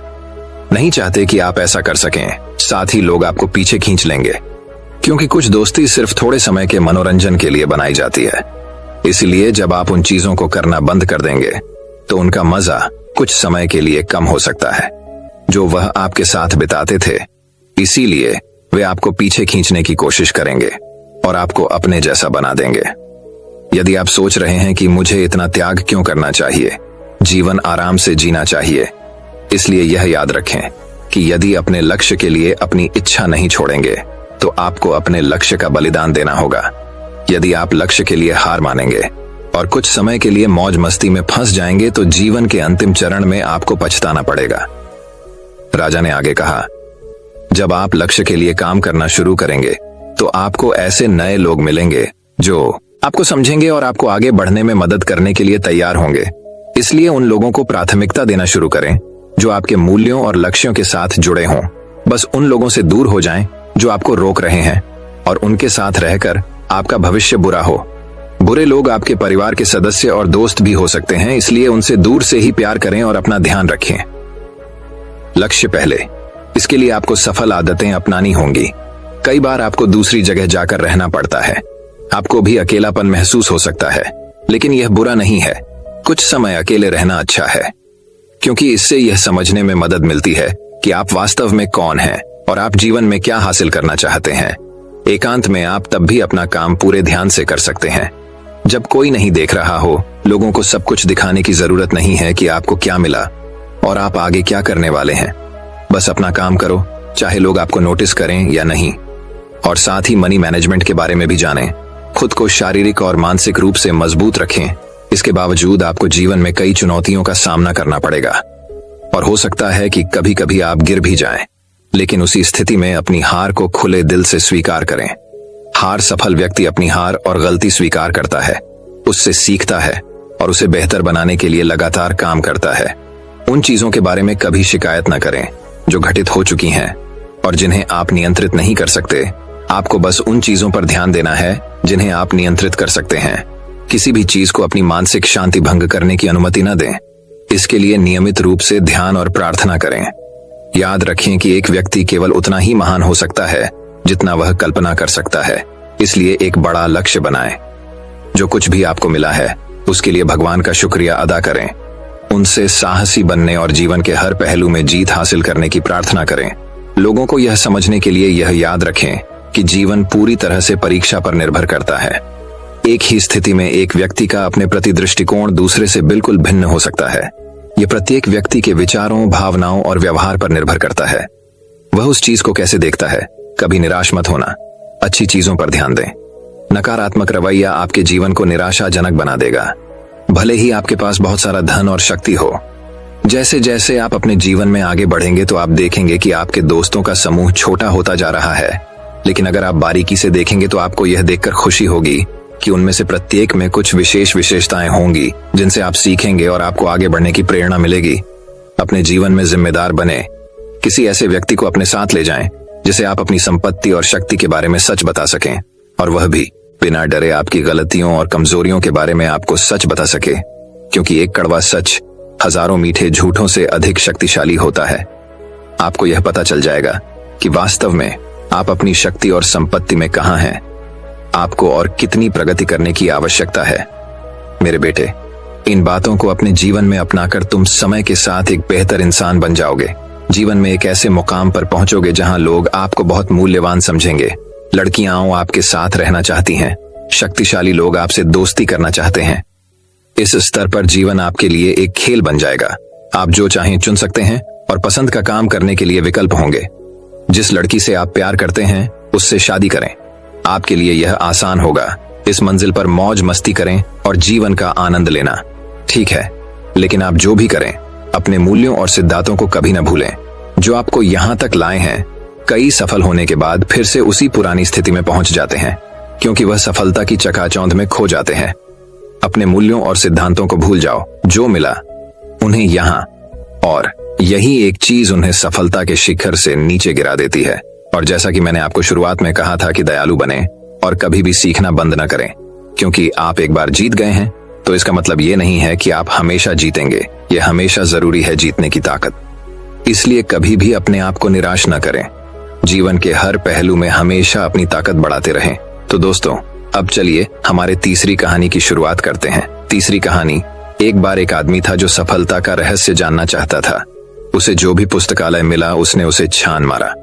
उन्होंने अनगिनत करोड़पतियों से बात की जो उन्हें अपना समय देते थे। यहाँ तक कि उन्होंने कई साल स्कूल में बिताए और पीएचडी की उपाधि हासिल की। उन्होंने इस महान रहस्य की खोज के लिए प्रत्येक जागते घंटे को समर्पित कर दिया। लेकिन जितना अधिक उसने देखा उतना ही अधिक निराश हो गया। उन्होंने निर्णय लिया कि अब कुछ नया आजमाने का समय आ गया है। मैं एक भिक्षु से बात करने जा रहा हूं, उन्होंने घोषणा की। एक व्यक्ति जो अपने आप में पूरी तरह से शांत है, उसे उत्तर अवश्य पता होना चाहिए। अब किंवदंती यह है कि एक भिक्षु था जो निर्वाण प्राप्त कर चुका था और एक विदेशी भूमि के ऊंचे पहाड़ों में रहता था। वह दुनिया और उसमें व्याप्त परेशानियों से छिपाकर अपने तक ही सीमित रहा। सफलता का रहस्य खोजने के लिए उस व्यक्ति ने अपना बैग पैक किया, एक हवाई जहाज का टिकट खरीदा और पहाड़ों के रहस्यमय भिक्षु को खोजने के लिए दुनिया भर में आधी उड़ान भरी। 2 दिन की लगातार यात्रा के बाद वह आदमी आखिरकार देर रात पहुंचा और पास के शहर में एक छात्रावास किराए पर लिया। वह सूर्योदय से पहले उठा और पहाड़ की चोटी पर अपनी यात्रा शुरू की। घंटों आते जाते रहे और वह आदमी चढ़ता रहा। दोपहर बीत गई। 1 बजे, 2 बजे, वह अभी भी शीर्ष पर नहीं पहुंचे थे। अंत में 1 घंटे की धूप शेष होने पर वह आदमी एक अंतिम चट्टान पर चढ़ गया और पहाड़ की चोटी पर समतल जमीन पर पहला मजबूत कदम रखा। चोटी पर एक छोटी सी झोंपड़ी के अलावा वीरानगी थी जो अधिक से अधिक एक व्यक्ति और उसकी पत्नी को आश्रय दे सकती थी। जीवन का संकेत देखकर आभारी होकर वह आदमी झोपड़ी में चला गया। सामने कोई दरवाजा नहीं था, बस पीछे की ओर जाने के लिए एक रास्ता था जो एक चट्टान के ऊपर लटकते हुए लकड़ी के 3 छोटे तख्तों द्वारा निर्दिष्ट था, जो जमीन पर हजारों फीट की ऊंचाई तक गिरा हुआ प्रतीत होता था। सावधानी से उस आदमी ने अपना पहला कदम बाहर तख्त पर उठाया, झोपड़ी की साइडिंग पकड़ ली और कोने के चारों ओर अपना सिर रख दिया, जैसे कि उसे बहुत आशा थी। वहां एक लबादा पहने बूढ़ा आदमी फर्श पर पालथी मारे बैठा था और पूरी तरह से ध्यान में डूबा हुआ था। झोपड़ी हवा में खुली थी, लकड़ी का फर्श था, जैसा कि आप किसी घर के पिछले डेक पर देखते हैं। भिक्षु का ध्यान आकर्षित करने का प्रयास करते हुए उस व्यक्ति ने अपनी पहचान बनाने के लिए वह सब किया जो वह कर सकता था। उसने अपने पैर थपथपाए और अपना गला साफ किया। उसने गहरी सांस ली और अपनी उंगलियां चटकाईं, लेकिन साधु टस से मस नहीं हुआ। वहां वह अपनी आंखें बंद करके किसी अन्य प्राणी की उपस्थिति से अप्रभावित चुपचाप बैठा रहा। कई क्षणों तक बेसब्री से इंतजार करने के बाद उस व्यक्ति ने फैसला किया कि वह अपने शब्दों का उपयोग बर्फ तोड़ने के लिए करेगा। सर, मैंने निर्वाण प्राप्त करने में आपकी सफलता के बारे में बहुत अच्छी बातें सुनी हैं। मैं आशा कर रहा था कि आप मेरे एक प्रश्न का उत्तर दे सकेंगे। क्या आपको लगता है कि आप ऐसा कर सकते हैं? साधु ने कोई उत्तर नहीं दिया तो उस आदमी ने एक बार फिर अपना मुंह खोला। मैं सफलता का रहस्य जानना चाहता हूं। भिक्षु ने तुरंत अपना सिर घुमाया और जमीन से उठते हुए उस व्यक्ति की आंखों में सीधे देखा। अंत में सीधे खड़े होकर साधु ने अपना शरीर पूरी तरह से उस आदमी की ओर कर दिया और 2 जोरदार कदम आगे बढ़ाए, जब तक कि वह उस आदमी के चेहरे के कुछ इंच के भीतर न आ गया। उसकी आंखों में क्रोध और झिझक का मिश्रण था। वह एक पल के लिए रुके और फिर धीरे से बोले, आना। भिक्षु एक नई ऊर्जा के साथ उड़ गया, जैसे कोई दिव्य आत्मा उसमें भर गई हो। वह पहाड़ी चट्टान पर लटके रास्ते की ओर भागा और नाचता हुआ दूसरी ओर चला गए। उसने कोने का चक्कर लगाया और उस रास्ते पर चल दिया जिसे उस व्यक्ति ने ऊपर जाते समय नहीं पहचाना था। अचानक यह आगे बने रहने की होड़ बन गई। वह आदमी जो शारीरिक चुनौती के लिए तैयार नहीं था, पहले तो बहुत पीछे रह गया। वह जितनी तेजी से भाग सकता था भागा, केवल इतना कि साधु की नजरों में रहे। वह आश्चर्य से देख रहा था कि भिक्षु पहाड़ से एक एक करके प्रत्येक चट्टान और शिलाखंड पर तैर रहा है, जैसे कि गुरुत्वाकर्षण से अप्रभावित हो। धीरे धीरे संघर्ष कर रहे व्यक्ति को ताना मारते हुए साधु ने प्रत्येक कदम पर इतनी कृपा और सहजता से छलांग लगाई। कुछ मिनटों के बाद साधु उस आदमी की नजरों से ओझल हो गया। केवल विश्वास ने ही अब उसका मार्गदर्शन किया, क्योंकि वह पहाड़ से नीचे उतरता रहा और उम्मीद कर रहा था कि भिक्षु अंततः नीचे उसकी प्रतीक्षा कर रहा होगा। ऐसा लग रहा था जैसे कई घंटे बीत गए हों और अंततः उस आदमी ने पहाड़ की तलहटी में भिक्षु के साफ गंजे सिर से चमकते सूरज को डूबते हुए देखा हो। अपनी आखिरी सांस के साथ उसने राहत की सांस ली। उन्होंने चुनौती पार कर ली थी। वह आदमी आखिरकार पहाड़ के नीचे पहुंच गया, जहां साधु समुद्र तट की एक छोटी सी पट्टी पर खड़ा था।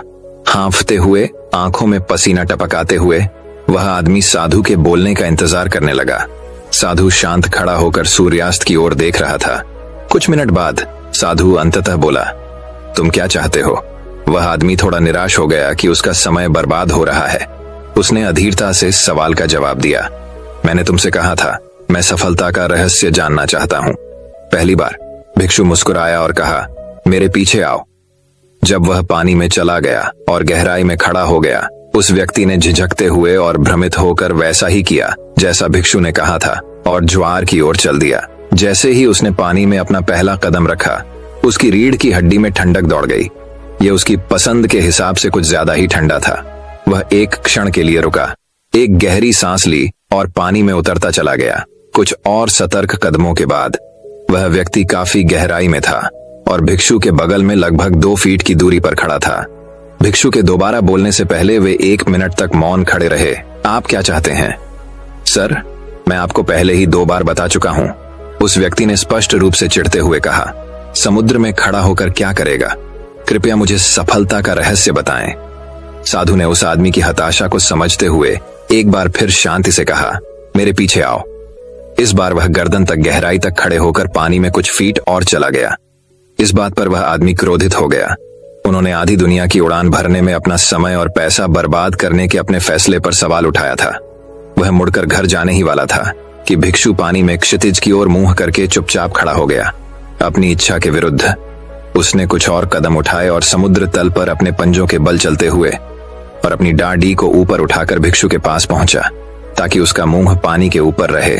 कहीं से भी उस आदमी को महसूस हुआ कि दोनों कंधों पर एक मजबूत पकड़ उसे नीचे खींच रही है। इससे पहले कि वह प्रतिक्रिया कर पाता, वह पानी के अंदर था। कुछ सेकंड के बाद यह स्पष्ट हो गया कि यह पकड़ ढह नहीं होने वाली थी। अब यह उसके जीवन की लड़ाई थी। भिक्षु इतना छोटा, नाजुक दिखने वाला था, फिर भी उसकी शक्ति असाधारण थी। वह आदमी बहुत लड़ता रहा, लेकिन साधु की पकड़ से बाहर नहीं निकल सका। पहाड़ से नीचे लंबी दौड़ के कारण अभी भी उसकी सांस फूल रही थी। उसे महसूस हो रहा था कि उसकी सहन शक्ति तेजी से खत्म हो रही है। वह जानता था कि कुछ ही सेकंड की बात है जब वह बेहोश हो जाएगा और डूब जाएगा। वह आदमी हार मानने वाला था। वह काफी देर तक बेबसी से छटपटाता रहा था और जानता था कि अब उसके जाने का समय आ गया है। वह कुछ सेकंड के लिए निश्चल बैठा रहा। फिर एक ऐसी इच्छा शक्ति जो लगभग अलौकिक महसूस हुई, उसकी आत्मा में भर गई। एक आखिरी प्रयास से आदमी ने समुद्र तल पर अपनी ताकत इकट्ठी कर ली। उसने अपने पैर मोड़कर पानी की सतह की ओर छलांग लगा दी उसने अपनी भुजाएं घुमाई और अपनी पूरी ताकत से चिल्लाया और साधु की राक्षसी पकड़ से छूट गया। उसने हवा में अपनी पहली सांस ली और महसूस किया कि उसके फेफड़े एक बार फिर ताजी ऑक्सीजन से भर गए हैं। कुछ ऐसा जो उसने सोचा था कि उसे फिर कभी महसूस नहीं होगा। वह कुछ मिनटों के लिए अचंभे में पड़ गया। उसके चेहरे पर डूबते सूरज की चमक के साथ जैसे ही उसने अपनी सांसें संभाली, उसकी आंखें बंद हो गईं। जब तक उसे होश आया, साधु उसके पास से जा चुका था। उस आदमी ने समुद्र तट की ओर देखा और देखा कि साधु रेत पर खड़ा है और उसे धैर्यपूर्वक देख रहा है। घबराहट अचानक गुस्से में बदल गई। वह आदमी तेजी से तैरकर किनारे पर आ गया। उसने रेत पर अपना पैर जमाया और साधु की ओर दौड़ा। अरे, वह आदमी चिल्लाया, तुम्हारी समस्या क्या है? जैसे ही उसने भिक्षु को रेत पर धकेल दिया और उसके ऊपर कूद गया, उसने साधु का गला जोर से पकड़ लिया और उसके पापा भींच लिए। अब दम घुटने की बारी साधु की थी।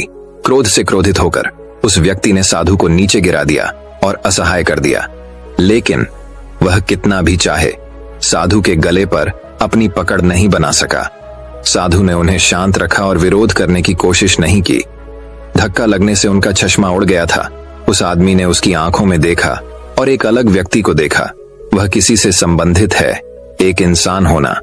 जल्द ही उस व्यक्ति ने साधु को आजाद करने का फैसला कर लिया। उसने भिक्षु के गले से अपना हाथ खींच लिया और रेत पर लुढ़क गया। वह भिक्षु के पास चुपचाप बैठ गया, जिसने खुद को इकट्ठा किया था, और पाया कि उसका चश्मा हाथ की पहुंच के भीतर रेत में आधा दबा हुआ था। उन दोनों ने देखा कि सूर्य का अंतिम सिरा क्षितिज के नीचे गायब हो गया। आदमी के अंदर असंख्य भावनाएं उमड़ पड़ी, भ्रम, क्रोध, निराशा। फिर भी लंबे समय में पहली बार उसे शांति और सुकून महसूस हुआ। साधु ने फिर पूछा, तुम क्या चाहते हो? इस बार उस आदमी का जवाब अलग था। वह अब नहीं जानता था कि उसने दुनिया भर में यात्रा करने का फैसला क्यों किया। हे ने खुद से सवाल करना शुरू कर दिया। मुझे अब भी यकीन नहीं हो रहा है। साधु ने ऊपर पहुंचते ही हंसते हुए उस आदमी के कंधे पर अपना हाथ रखा और आखिरी बार बोला, एक क्षण ऐसा आएगा जब आप सफलता को उतनी ही बुरी तरह से चाहेंगे जितना आप सांस लेना चाहते हैं। तभी और केवल तभी आपको सफलता मिलेगी। भिक्षु ने फिर खुद को रेत से उठाया और पहाड़ों में अपने घर तक वापस यात्रा शुरू की। जब भी मैं इसे पढ़ता हूं या इसके बारे में सोचता हूं, तो इस दृष्टांत ने मुझे व्यक्तिगत रूप से कड़ी मेहनत करने के लिए प्रेरित किया है। मैंने इसे पहली बार प्रसिद्ध वक्ता एरिक थॉमस द्वारा जारी एक प्रेरक वीडियो में खोजा था। इसने कार्यनीति के बारे में मेरे सोचने के तरीके को हमेशा के लिए बदल दिया। मैं लगातार अपने आप से पूछता हूं, आप इसे कितना बुरा चाहते हैं? मैं आपको चुनौती देता हूं कि अभी रुकें और जब तक हो सके अपनी सांस रोक कर रखें। अपने आप को उस सीमा तक धकेलें, उस बिंदु तक जहां आपको लगे कि आप बेहोश हो जाएंगे। आप देखेंगे कि आपकी इच्छा शक्ति गायब हो गई है और ताजी हवा की भारी इच्छा हावी हो गई है। हवा की चाहत के कारण हर शुक्रवार को बाहर जाने का मन करता है। हर बार जब आप एक ब्रेक लेना चाहते हैं और नेटफ्लिक्स देखना चाहते हैं, हर रात आप अपने आप से कहते हैं कि आपको सब कुछ छोड़ देना चाहिए और सो जाना चाहिए। आप जल्द ही पहचान जाएंगे कि सफलता चाहने का वास्तव में क्या मतलब है। जब आप सुरक्षित रूप से कह सकते हैं कि आप उतनी बुरी सफलता चाहते हैं जितनी आप सांस लेना चाहते हैं, तो मैं गारंटी देता हूं कि सफलता मिलेगी। कुछ ही समय की बात है। शांत रहें और आगे बढ़ते रहें। बुद्धि जब खुद की इस्तेमाल करना सीखोगे, तभी जीवन में सफल बन पाओगे। इसी सिख गौतम बुद्ध ने कई सालों पहले उस वक्त की पीढ़ी को क्यों दी थी? इसके पीछे का रहस्य क्या है? आज इसी रहस्य के बारे में हम गौतम बुद्ध की कहानियों के माध्यम से जानेंगे। तो बिना देर किए चलिए उन कहानियों की शुरुआत करते हैं। दोस्तों, बहुत समय पहले की बात है। एक साधु प्रसिद्ध राजा की राजधानी से होकर गुजर रहे थे। जब वह चल रहा था तो उसकी नजर सड़क पर एक सिक्के पर पड़ी। उसने इसे उठाया। वह अपने सादे जीवन से संतुष्ट था और उसके पास उस सिक्के का कोई उपयोग नहीं था। इसलिए उन्होंने इसे किसी जरूरतमंद को दान करने की योजना बनाई। वह दिन भर सड़कों पर घूमता रहा, लेकिन उसे ऐसा कोई नहीं मिला। अंत में वह विश्राम क्षेत्र में पहुंचे और वहां एक रात बिताई। अगली सुबह वह अपने दैनिक कार्यों के लिए उठता है और देखता है कि एक राजा अपनी युद्ध के लिए तैयार सेना के साथ दूसरे राज्य पर आक्रमण के लिए जा रहा है। जब राजा ने आर्शी को खड़ा देखा तो अपनी सेना को रोकने का आदेश दिया। वह आर्शी के पास आया और बोला, हे महान ऋषि, मैं दूसरे राज्य को जीतने के लिए युद्ध करने जा रहा हूं ताकि मेरे राज्य का विस्तार हो सके। अतः मुझे विजयी होने का आशीर्वाद दें। आर्शी ने सोच विचार कर राजा को एक मुद्रा का सिक्का दे दिया। राजा इस बात से भ्रमित और नाराज था, क्योंकि उसे एक सिक्के से क्या फायदा। जबकि वह पहले से ही सबसे अमीर राजाओं में से एक है। उसने उत्सुकतावश साधु से पूछा, इस एक सिक्के का क्या मतलब है? आर्शी ने समझाया, हे महान राजा, मुझे यह सिक्का कल आपकी राजधानी की सड़कों पर घूमते समय मिला, लेकिन मुझे इसका कोई फायदा नहीं हुआ। इसलिए मैंने फैसला किया था कि मैं इसे किसी जरूरतमंद को दान कर दूंगा। मैं शाम तक तुम्हारी राजधानी में घूमता रहा, परंतु ऐसा कोई न मिला। सभी लोग सुखी जीवन जी रहे थे। ऐसा लग रहा था कि उनके पास जो कुछ था उससे वे संतुष्ट थे। तो मुझे ये सिक्का देने वाला कोई नहीं मिला। लेकिन आज भी इस राज्य के राजा को और अधिक पाने की इच्छा है, और जो कुछ उसके पास पहले से है उससे संतुष्ट नहीं है। मुझे लगा कि आपको इस सिक्के की आवश्यकता है। राजा को अपनी गलती का एहसास हुआ और उसने नियोजित युद्ध छोड़ दिया। दोस्तों, इस कहानी से हम ये सीख मिलती है, हम सभी को हमारे पास जो कुछ भी है उसमें खुश रहना सीखना चाहिए। हाँ, हम सभी हमारे पास पहले से अधिक या बेहतर की इच्छा रखते हैं, लेकिन जो आपके पास पहले से है उसका आनंद लेने का मौका बर्बाद न करें। कुछ लोग ऐसे भी होंगे जिनके पास वह नहीं होगा जो आपके पास है, और कुछ ऐसे भी होंगे जिनके पास आपसे बहुत अधिक है। हमेशा तुलना न करें, खुश रहें और स्वस्थ जीवन जिएं। वही अब एक और कहानी कुछ इस प्रकार शुरू होती है। बहुत समय पहले की बात है। एक बहुत ही आलसी आदमी था जो हमेशा अपना पेट भरने के लिए कोई आसान तरीका ढूंढता रहता था। एक दिन जब वह खाने के लिए कुछ खोज रहा था तो उसकी नजर फलों के खेत पर पड़ी। उसने चारों ओर देखा और किसी को भी पेड़ पर फलों की रखवाली करते हुए नहीं पाया। इसलिए उसने तुरंत कुछ फल चुराने का फैसला किया। लेकिन जैसे ही वह खेत में गया और पेड़ पर चढ़ने लगा, किसान ने उसे देख लिया और उसे पकड़ने के लिए उसके पास आने लगा। आलसी आदमी ने देखा कि किसान छड़ी लेकर उसकी ओर आ रहा है। वह डर गया और पास के जंगल की ओर भाग गया और छिपने के लिए उसके अंदर चला गया। कुछ देर बाद जब उसे लगा तो वह जंगल से आगे बढ़ने लगा और वहां से गुजरते समय उसने अद्भुत दृश्य देखा। वहां एक लोमड़ी थी। उसके केवल 2 पैर थे और फिर भी वह उन पर मजे से रेंग रहा था। आलसी आदमी ने सोचा, ऐसी हालत में यह लोमड़ी कैसे जीवित रह सकती है? लोमड़ी भाग नहीं सकती।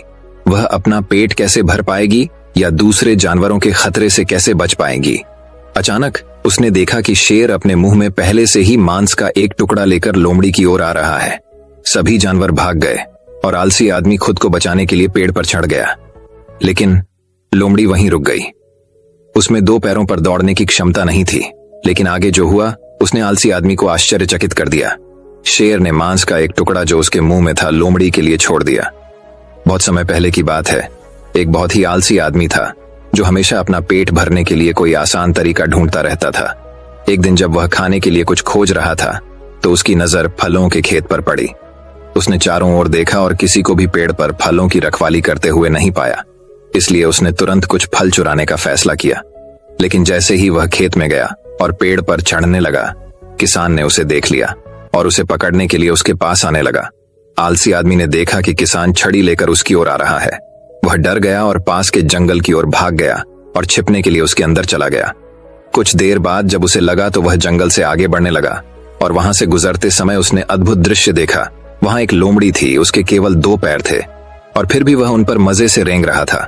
आलसी आदमी ने सोचा, ऐसी हालत में यह लोमड़ी कैसे जीवित रह सकती है? लोमड़ी भाग नहीं सकती। वह अपना पेट कैसे भर पाएगी या दूसरे जानवरों के खतरे से कैसे बच पाएगी? अचानक उसने देखा कि शेर अपने मुंह में पहले से ही मांस का एक टुकड़ा लेकर लोमड़ी की ओर आ रहा है। सभी जानवर भाग गए और आलसी आदमी खुद को बचाने के लिए पेड़ पर चढ़ गया। लेकिन लोमड़ी वहीं रुक गई। उसमें 2 पैरों पर दौड़ने की क्षमता नहीं थी। लेकिन आगे जो हुआ उसने आलसी आदमी को आश्चर्यचकित कर दिया। शेर ने मांस का एक टुकड़ा जो उसके मुंह में था लोमड़ी के लिए छोड़ दिया। ये दृश्य देखकर आलसी व्यक्ति को प्रसन्नता हुई। उसने सोचा कि भगवान जो सभी का निर्माता है, उसने जो कुछ भी बनाया है उसकी देखभाल करने के लिए उसके पास हमेशा एक योजना होती है। उसे लगा कि भगवान ने उसके लिए भी कुछ योजना बनाई होगी। इसलिए वह वहां से चला गया और कहीं दूर अकेले बैठ गया और इंतजार करने लगा कि कोई उसे भी खाना खिलाएगा। जैसे जैसे समय बीतने लगा वह भोजन की प्रतीक्षा में सड़क की ओर देखता रहा। वह वहां 2 दिन तक बिना कुछ खाए इंतजार करता रहा। अंततः वह भूख सहन नहीं कर सका और जाने लगा। रास्ते में उसकी मुलाकात एक बूढ़े आर्शी से हुई। उसने आर्शी को सारी बात बताई।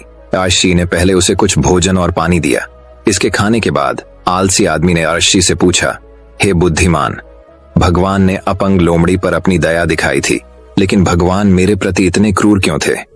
बूढ़े आर्शी ने मुस्कुराते हुए कहा, यह सच है कि निर्माता के पास हर किसी के लिए एक योजना है। आप स्पष्ट रूप से भगवान की योजना का हिस्सा हैं। लेकिन बेटे, तुमने उसके संकेत को गलत तरीके से लिया। वह नहीं चाहता था कि तुम लोमड़ी की तरह बनो। वह चाहते थे कि आप शेर की तरह बने। अक्सर हम संकेतों को गलत समझ लेते हैं। भगवान ने हर किसी को अपना काम करने की शक्ति और क्षमता दी है। चीजों को हमेशा सकारात्मक तरीके से देखना सीखें और जरूरतमंद लोगों की मदद करने के लिए खुद को मजबूत स्थिति में देखें। आसान विकल्प के लिए मत जाओ, सही चुनाव करें। दोस्तों, वही अब एक और कहानी कुछ इस प्रकार शुरू होती है। बहुत समय पहले की बात है। एक गांव में एक पंडित रहता था।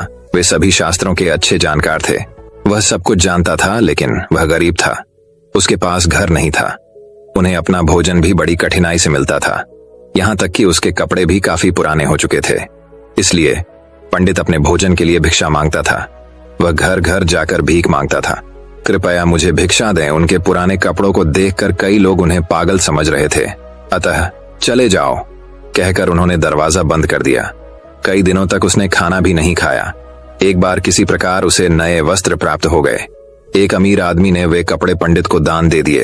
वे नए कपड़े पहनकर वह पहले की तरह भीख मांगने चला गया। वह जिस पहले घर में गया, गृहस्वामी ने कहा, महोदय, कृपया अंदर आइए। कृपया अपना भोजन हमारे घर में करें। ऐसा कहकर वह बड़े आदर के साथ पंडित को भोजन के लिए अंदर ले गया। पंडित खाना खाने बैठा। खाने के लिए तरह तरह के सूप, मीठे भोजन, वेद और मीठे खाद्य पदार्थ परोसे गए। सबसे पहले प्रार्थना करने के बाद पंडित ने अपने हाथ से एक मिठाई ली और अपने नए कपड़े खिलाते हुए कहा, खाओ खाओ। जिसे देखकर सभी घर वाले हैरान रह गए और कुछ समझ नहीं पाए। तो उन्होंने इस तरह पूछा, कपड़े नहीं खाते? हे महान पंडित, आप वस्त्रों पर भोजन क्यों चढ़ाते हैं? तब उस पंडित ने इस प्रकार उत्तर दिया, वास्तव में इसी नए वस्त्र के कारण तुमने आज मुझे भोजन कराया। कल ही इसी घर में तुमने मुझसे चले जाने को कहा था। क्योंकि इन वस्त्रों के कारण मुझे भोजन प्राप्त हुआ, अतः मैं उनका आभारी हूँ। यही कारण है कि मैं उन्हें खाना खिला रहा हूँ। घर वाले थोड़े शर्मिंदा हुए। इस कहानी से हमें ये सीख मिलती है कि कभी भी किसी को उसके दृष्टिकोण से नहीं आंकना चाहिए। दोस्तों, एक और कहानी की शुरुआत कुछ इस प्रकार होती है। बात उस समय की है जब गौतम बुद्ध काफी प्रसिद्ध हो चुके थे। वे रोज प्रवचन देते, जिन्हें सुनने के लिए काफी लोग पहुंचते थे। प्रवचन सुनने एक लड़का रोज आता था। वह गौतम बुद्ध की सारी बातें बहुत ध्यान से सुनता था। काफी दिनों तक प्रवचन सुनने के बाद एक दिन उस लड़के ने सोचा कि मैं प्रवचन तो रोज सुन रहा हूँ, लेकिन मेरे जीवन में कोई बदलाव नहीं आ रहा है। बुद्ध बातें तो अच्छी बताते हैं, लेकिन कुछ लाभ नहीं हो रहा है। मुझे इस बारे में बुद्ध से बात करनी चाहिए। अगले दिन वह लड़का बुद्ध से बात करने की इच्छा लेकर पहुंच गया। बुद्ध का प्रवचन शुरू हुआ और वे कह रहे थे कि अगर कोई व्यक्ति हम पर गुस्सा करता है तो वह हमसे ज्यादा खुद का नुकसान करता है। अगर हम भी दूसरे के गुस्से का जवाब गुस्से से ही देते हैं तो हम खुद का नुकसान कर लेते हैं। बुद्ध की ये बातें सुनते ही वह लड़का खड़ा हो गया और कहने लगा कि तथागत, मैं बहुत दिनों से आपके प्रवचन सुन रहा हूं, लेकिन मेरे जीवन में तो कोई बदलाव ही नहीं आया है। मुझे तो प्रवचन सुनने से कोई लाभ नहीं हो रहा है। बुद्ध ने अपने प्रवचन बीच में रोके और उस लड़के की बात सुनने लगे। जब वह लड़का चुप हो गया तो बुद्ध ने उससे पूछा कि तुम कहाँ रहते हो? लड़का बोला कि मैं श्रावस्ती में रहता हूँ। बुद्ध ने कहा कि श्रावस्ती से यहाँ तक की दूरी कितनी होगी और यहाँ आने में कितना समय लगता है? उस लड़के ने बुद्ध की बातों का उत्तर दिया तो बुद्ध ने फिर पूछा कि यहाँ आते कैसे हो? लड़का बोला कि मैं श्रावस्ती में रहता हूँ। बुद्ध ने कहा कि श्रावस्ती से यहाँ तक की दूरी कितनी होगी और यहाँ आने में कितना समय लगता है? उस लड़के ने बुद्ध की बातों का उत्तर दिया तो बुद्ध ने फिर पूछा कि यहाँ आते कैसे हो? उसने बताया कि मैं कभी पैदल आता हूँ, कभी सवारी का कोई साधन मिल जाता है तो उससे आ जाता हूँ। बुद्ध ने फिर एक नया प्रश्न पूछ लिया कि क्या तुम यहाँ बैठे बैठे अपने घर पहुंच सकते हो? ये प्रश्न सुनकर वह लड़का और वहां बैठे सभी लोग हैरान हो गए। लड़के ने कहा कि यह कैसे संभव है? मैं बैठे बैठे कहीं और नहीं पहुंच सकता। इसके लिए तो मुझे ही चलकर जाना होगा। बुद्ध ने कहा कि तुम्हारी बातों में ही तुम्हारे प्रश्नों का उत्तर है। सत्संग सुनने से तब तक कोई लाभ नहीं होगा जब तक कि तुम उन अच्छी बातों को अपने जीवन में उतारते नहीं हो। जब तक तुम अच्छे काम नहीं करोगे, इच्छाओं का त्याग नहीं करोगे, बुराइयों से दूर नहीं रहोगे, तब तक तुम्हारे जीवन में कोई बदलाव नहीं आएगा। सिर्फ प्रवचन सुनने से, यहाँ बैठने से जीवन में कोई बदलाव नहीं आएगा। बुद्ध ने आगे कहा कि अगर तुम कोई अच्छा करना चाहते हो तो उसके लिए तुम्हें प्रयास करना होंगे। विचार करने से काम नहीं होगा। सत्संग में तुम्हें सही गलत बातों की जानकारी मिलती है, लेकिन उन्हें अपने जीवन में किस तरह उतारना है, ये तो तुम्हें ही तय करना होगा। तुम्हें प्रयास करने होंगे, तभी जीवन में सुख, शांति और सफलता आएगी। सत्संग करते रहने से हमारी बुद्धि पवित्र रहती है और हमारा मन गलत बातों से बचा रहता है। अगर हम सत्संग नहीं करेंगे तो हमारे विचार भटक सकते हैं।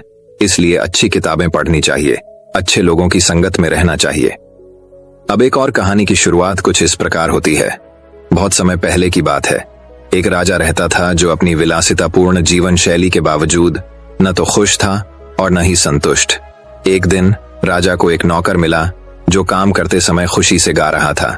इसने राजा को आश्चर्यचकित कर दिया कि वह देश का सर्वोच्च शासक दुखी और उदास क्यों था, जबकि एक तुच्छ सेवक को इतनी खुशी थी। राजा ने सेवक से पूछा, तुम इतने खुश क्यों हो? उस आदमी ने जवाब दिया, महाराज, मैं एक नौकर के अलावा और कुछ नहीं हूं, लेकिन मुझे और मेरे परिवार को ज्यादा कुछ नहीं चाहिए, बस हमारे सिर पर एक छत और पेट भरने के लिए गर्म भोजन।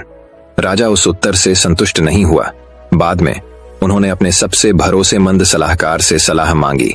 राजा की परेशानी और नौकर की कहानी सुनने के बाद सलाहकार ने कहा, महाराज, मुझे विश्वास है कि नौकर को 99 क्लब का हिस्सा नहीं बनाया गया है। 99 क्लब, और वास्तव में वह क्या है? राजा ने पूछताछ की। सलाहकार ने उत्तर दिया, महाराज, वास्तव में यह जानने के लिए 99 क्लब क्या है, एक बैग में 99 सोने के सिक्के रखें और इसे इस नौकर के दरवाजे पर छोड़ दें। अतः राजा ने ऐसा करने का आदेश दिया। जब नौकर ने बैग देखा तो वह उसे अपने घर ले गया। जब उसने थैला खोला तो खुशी से जोर से चिल्लाया। इतने सारे सोने के सिक्के, वह उन्हें गिनने लगा। कई बार गिनने के बाद आखिरकार उसे यकीन हो गया कि उसमें 99 सिक्के थे। उसने सोचा, उस आखिरी सोने के 99वां का क्या हुआ होगा? निश्चित रूप से कोई भी 99 सिक्के नहीं छोड़ेगा। उसने हर जगह देखा, लेकिन वह अंतिम सिक्का मायावी था। अंत में थक कर उसने फैसला किया कि उस सोने के सिक्के को हासिल करने और अपना संग्रह पूरा करने के संग्रह उसे पहले से कहीं अधिक मेहनत करनी होगी। उस दिन से नौकर का जीवन बदल गया। उस पर काम का बोझ बहुत ज्यादा था। वह बेहद क्रोधी था और उसने सोने का सिक्का बनाने में मदद नहीं करने के लिए अपने परिवार को डांटा था। काम करते करते उन्होंने गाना बंद कर दिया। इस व्यापक परिवर्तन को देखकर राजा हैरान रह गया। जब उन्होंने अपने सलाहकार से मदद मांगी तो सलाहकार ने कहा, महाराज, नौकर अब आधिकारिक तौर पर 99 क्लब में शामिल हो गया है। उन्होंने आगे कहा, 99 क्लब उन लोगों को दिया गया नाम है जिनके पास खुश रहने के लिए काफी कुछ है, लेकिन वे कभी संतुष्ट नहीं होते हैं, क्योंकि वे हमेशा उस अतिरिक्त एक के लिए तरसते और प्रयास करते रहते हैं और खुद से कहते हैं, मुझे वह एक आखिरी चीज मिल जाने दो और तो मैं जीवन भर खुश रहूंगा। दोस्तों, इस कहानी से हमें ये सीख मिलती है कि हम अपने जीवन में बहुत कम होने पर भी खुश रह सकते हैं, लेकिन जैसे ही हमें कुछ बड़ा और बेहतर दिया जाता है, हम और भी अधिक चाहते हैं। हम अपनी नींद, अपनी खुशियां खो देते हैं। हम अपने आसपास के लोगों को चोट पहुंचाते हैं। यह सब हमारी बढ़ती जरूरतों और इच्छाओं की कीमत के रूप में होता है। जो कुछ हमारे पास पहले से है, उसमें सुखी जीवन का आनंद लेने के लिए हमें अपनी जरूरतों और इच्छाओं में संतुलन बनाए रखना सीखना चाहिए। अब एक और कहानी की शुरुआत कुछ इस प्रकार होती है। एक बार एक छोटे से गांव में एक धर्मात्मा पुजारी रहता था। वह बहुत ही मासूम और सरल स्वभाव के व्यक्ति थे। धार्मिक अनुष्ठान करते थे। एक अवसर पर एक धनी व्यक्ति ने उसकी सेवाओं के लिए उसे बकरी से पुरस्कृत किया। इनाम में बकरी पाकर पुजारी बहुत खुश हुआ। उसने खुशी से बकरी को अपने कंधे पर लटकाया और अपने घर की ओर यात्रा शुरू कर दी। रास्ते में 3 ठगों ने पुजारी को बकरी ले जाते हुए देख लिया। वे सभी आलसी थे और पुजारी को धोखा देना चाहते थे ताकि वे बकरी ले जा सकें। उन्होंने कहा, यह बकरी हम सभी के लिए स्वादिष्ट भोजन बनाएगी, चलो किसी तरह इसे प्राप्त करें। उन्होंने आपस में इस विषय पर चर्चा की और पुजारी को मूर्ख बनाकर बकरी प्राप्त करने की योजना बनाई। योजना तय करने के बाद वे एक दूसरे से अलग हो गए और पुजारी के रास्ते में 3 अलग अलग स्थानों पर अलग अलग छिपने की स्थिति ले ली। जैसे ही पुजारी एक सुनसान जगह पर पहुंचे, धोखेबाजों में से एक अपने छिपने के स्थान से बाहर आया और पुजारी से चौंकते हुए पूछा, सर, आप क्या कर रहे हैं? मुझे समझ नहीं आता कि आप जैसे धर्मात्मा व्यक्ति को अपने कंधे पर कुत्ता ले जाने की आवश्यकता क्यों पड़ती है। ऐसी बातें सुनकर पुजारी को आश्चर्य हुआ। वह चिल्लाया, क्या तुम देख नहीं सकते? यह कुत्ता नहीं बल्कि बकरी है, मूर्ख मूर्ख। धोखेबाज ने उत्तर दिया, सर, मैं आपसे क्षमा चाहता हूं, मैंने तुम्हें वही बताया जो मैंने देखा। यदि आप इस पर विश्वास नहीं करते तो मुझे खेद है। पुजारी इस विसंगति से नाराज थे, लेकिन उन्होंने एक बार फिर अपनी यात्रा शुरू कर दी। पुजारी मुश्किल से कुछ ही दूर चला था, तभी एक और धोखेबाज अपने छिपने के स्थान से बाहर आया और पुजारी से पूछा, सर, आप अपने कंधों पर मरा हुआ बछड़ा क्यों ले जाते हैं? आप एक बुद्धिमान व्यक्ति प्रतीत होते हैं। ऐसा कृत्य आपकी ओर से शुद्ध मूर्खता है। पुजारी चिल्लाया, क्या आप एक जीवित बकरी को मरा हुआ बछड़ा कैसे समझ सकते हैं? दूसरे धोखेबाज ने उत्तर दिया, सर, आप इस मामले में बहुत गलत लग रहे हैं। या तो आप नहीं जानते कि बकरी कैसी दिखती है, या आप जानबूझकर ऐसा कर रहे हैं। मैंने आपको वही बताया जो मैंने देखा। धन्यवाद। दूसरा धोखेबाज मुस्कुराता हुआ चला गया। पुजारी भ्रमित हो गया लेकिन आगे चलता रहा। फिर पुजारी ने थोड़ी ही दूरी तय की थी कि तीसरा धोखेबाज उसे मिल गया। तीसरे धोखेबाज ने हंसते हुए पूछा, सर, आप गधे को अपने कंधों पर क्यों लेकर चलते हैं? यह आपको हंसी का पात्र बनाता है। तीसरे ठग की बातें सुनकर पुजारी बहुत चिंतित हो गया। वह सोचने लगा, क्या यह सचमुच बकरी नहीं है? क्या यह किसी प्रकार का भूत है? उसने सोचा कि जिस जानवर को वह अपने कंधों पर ले जा रहा है वह वास्तव में किसी प्रकार का भूत हो सकता है, क्योंकि उसने खुद को बकरी से कुत्ते में, कुत्ते से मृत बछड़े में और मृत बछड़े से गधे में बदल दिया था। पुजारी इस हद तक डर गया कि उसने बकरी को सड़क किनारे फेंक दिया और भाग गया। तीनों चालबाज भोले भाले पुजारी पर हंसे। उन्होंने बकरे को पकड़ लिया और उस पर दावत करके खुश हुए। इस कहानी से हमें ये सीख मिलती है कि दूसरों की बातों में नहीं आना चाहिए। उन लोगों से मूर्ख मत बनो जो आपका फायदा उठाना चाहते हैं। अब एक और कहानी की शुरुआत कुछ इस प्रकार होती है। भारत में एक पानी ढोने वाले के पास 2 बड़े बर्तन होते थे, जिनमें से प्रत्येक को एक खंबे के दोनों छोर पर लटकाया जाता था, जिसे वह अपनी गर्दन पर लटका कर रखता था। एक बर्तन में दरार थी और जबकि दूसरा बर्तन एकदम सही था और नदी से मालिक के घर तक लंबी पैदल यात्रा के अंत में हमेशा पानी का पूरा हिस्सा पहुंचाता था। फूटा हुआ बर्तन केवल आधा भरा हुआ ही आया। पूरे 2 वर्षों तक ये प्रतिदिन चलता रहा। वाहक अपने मालिक के घर में पानी से भरा केवल 1.5 घड़ा ही पहुंचाता था। बेशक परफेक्ट पॉट को अपनी उपलब्धियों पर गर्व था। जिस उद्देश्य के लिए इसे बनाया गया था वह उस अंत तक परफेक्ट था, लेकिन बेचारा फूटा हुआ घड़ा अपनी अपूर्णता पर शर्मिंदा था और दुखी था कि उससे जो काम करवाया गया था वह उसका आधा ही पूरा कर पाया। 2 साल की कड़वी असफलता के बाद एक दिन उसने जलधारा के किनारे जलवाहक से बात की। मुझे खुद पर शर्म आ रही है और मैं आपसे माफी मांगना चाहता हूं। वाहक ने पूछा, क्यों? तुम्हें किस बात पर शर्म आती? पॉट ने उत्तर दिया, पिछले 2 वर्षों से मैं अपना आधा भार ही पहुंचा पा रहा हूं, क्योंकि मेरी तरफ की दरार के कारण पानी रिसकर आपके मालिक के घर तक पहुंच जाता है। मेरी खामियों के कारण तुम्हें अपने प्रयासों का पूरा मूल्य नहीं मिल पाता। जल ढोने वाले को पुराने फूटे बर्तन के लिए खेद हुआ और अपनी करुणा में उसने कहा, जैसे ही हम मालिक के घर लौट रहे हैं, मैं चाहता हूं कि आप रास्ते में सुंदर फूलों को देखें। जैसे ही वे पहाड़ी पर चढ़े, पुराने टूटे हुए बर्तन ने रास्ते के किनारे सुंदर जंगली फूलों को गर्म कर रहे सूरज को देखा और इससे उसे कुछ हद तक खुशी हुई, लेकिन रास्ते के अंत में उसे अभी भी बुरा लग रहा था, क्योंकि उसका आधा भार बाहर निकल चुका था और इसलिए उसने फिर से अपनी विफलता के लिए वाहक से माफी मांगी। वाहक ने बर्तन से कहा, क्या तुमने देखा कि तुम्हारे रास्ते में केवल तुम्हारी तरफ फूल थे, लेकिन दूसरे बर्तन की तरफ नहीं? ऐसा इसलिए है क्योंकि मुझे हमेशा से आपकी खामी के बारे में पता था और मैंने इसका फायदा उठाया। मैंने तुम्हारे रास्ते के किनारे फूलों के बीज बोए थे और हर दिन जब हम जलधारा से वापस आते थे तो तुम उन्हें सींचते थे। 2 साल से मैं अपने मालिक की मेज को सजाने के लिए इन खूबसूरत फूलों को चुनने में सक्षम हूँ। आप जैसे हैं वैसे ही बने बिना उसके घर की शोभा बढ़ाने के लिए उसके पास यह सुंदरता नहीं होती। इस कहानी से हमें ये सीख मिलती है कि हम में से प्रत्येक की अपनी अनोखी खामियां हैं। हम सब फूटे हुए बर्तन हैं। इस दुनिया में कुछ भी बेकार नहीं जाता। आप फूटे घड़े की तरह सोच सकते हैं कि आप अपने जीवन के कुछ क्षेत्रों में अक्षम या बेकार हैं, लेकिन किसी तरह ये खामियां छुपे हुए आशीर्वाद में बदल सकती हैं। दोस्तों, मैं उम्मीद करता हूं कि यह कहानी सुनने से आपके जीवन में अच्छे बदलाव आए होंगे। आपको इस वीडियो से क्या सीखने मिला ये कमेंट करके जरूर बताएं और अपने परिवार, दोस्तों या आपके करीबी इंसान के साथ ये कहानी शेयर करके उन्हें भी इस ज्ञान से परिचित करवाएं। बाकी अगर आपको ये वीडियो दिल से अच्छी लगी हो तभी इस वीडियो को लाइक कर देना और आपने अब तक इस चैनल को सब्सक्राइब न किया हो तो चैनल को सब्सक्राइब भी जरूर कर देना।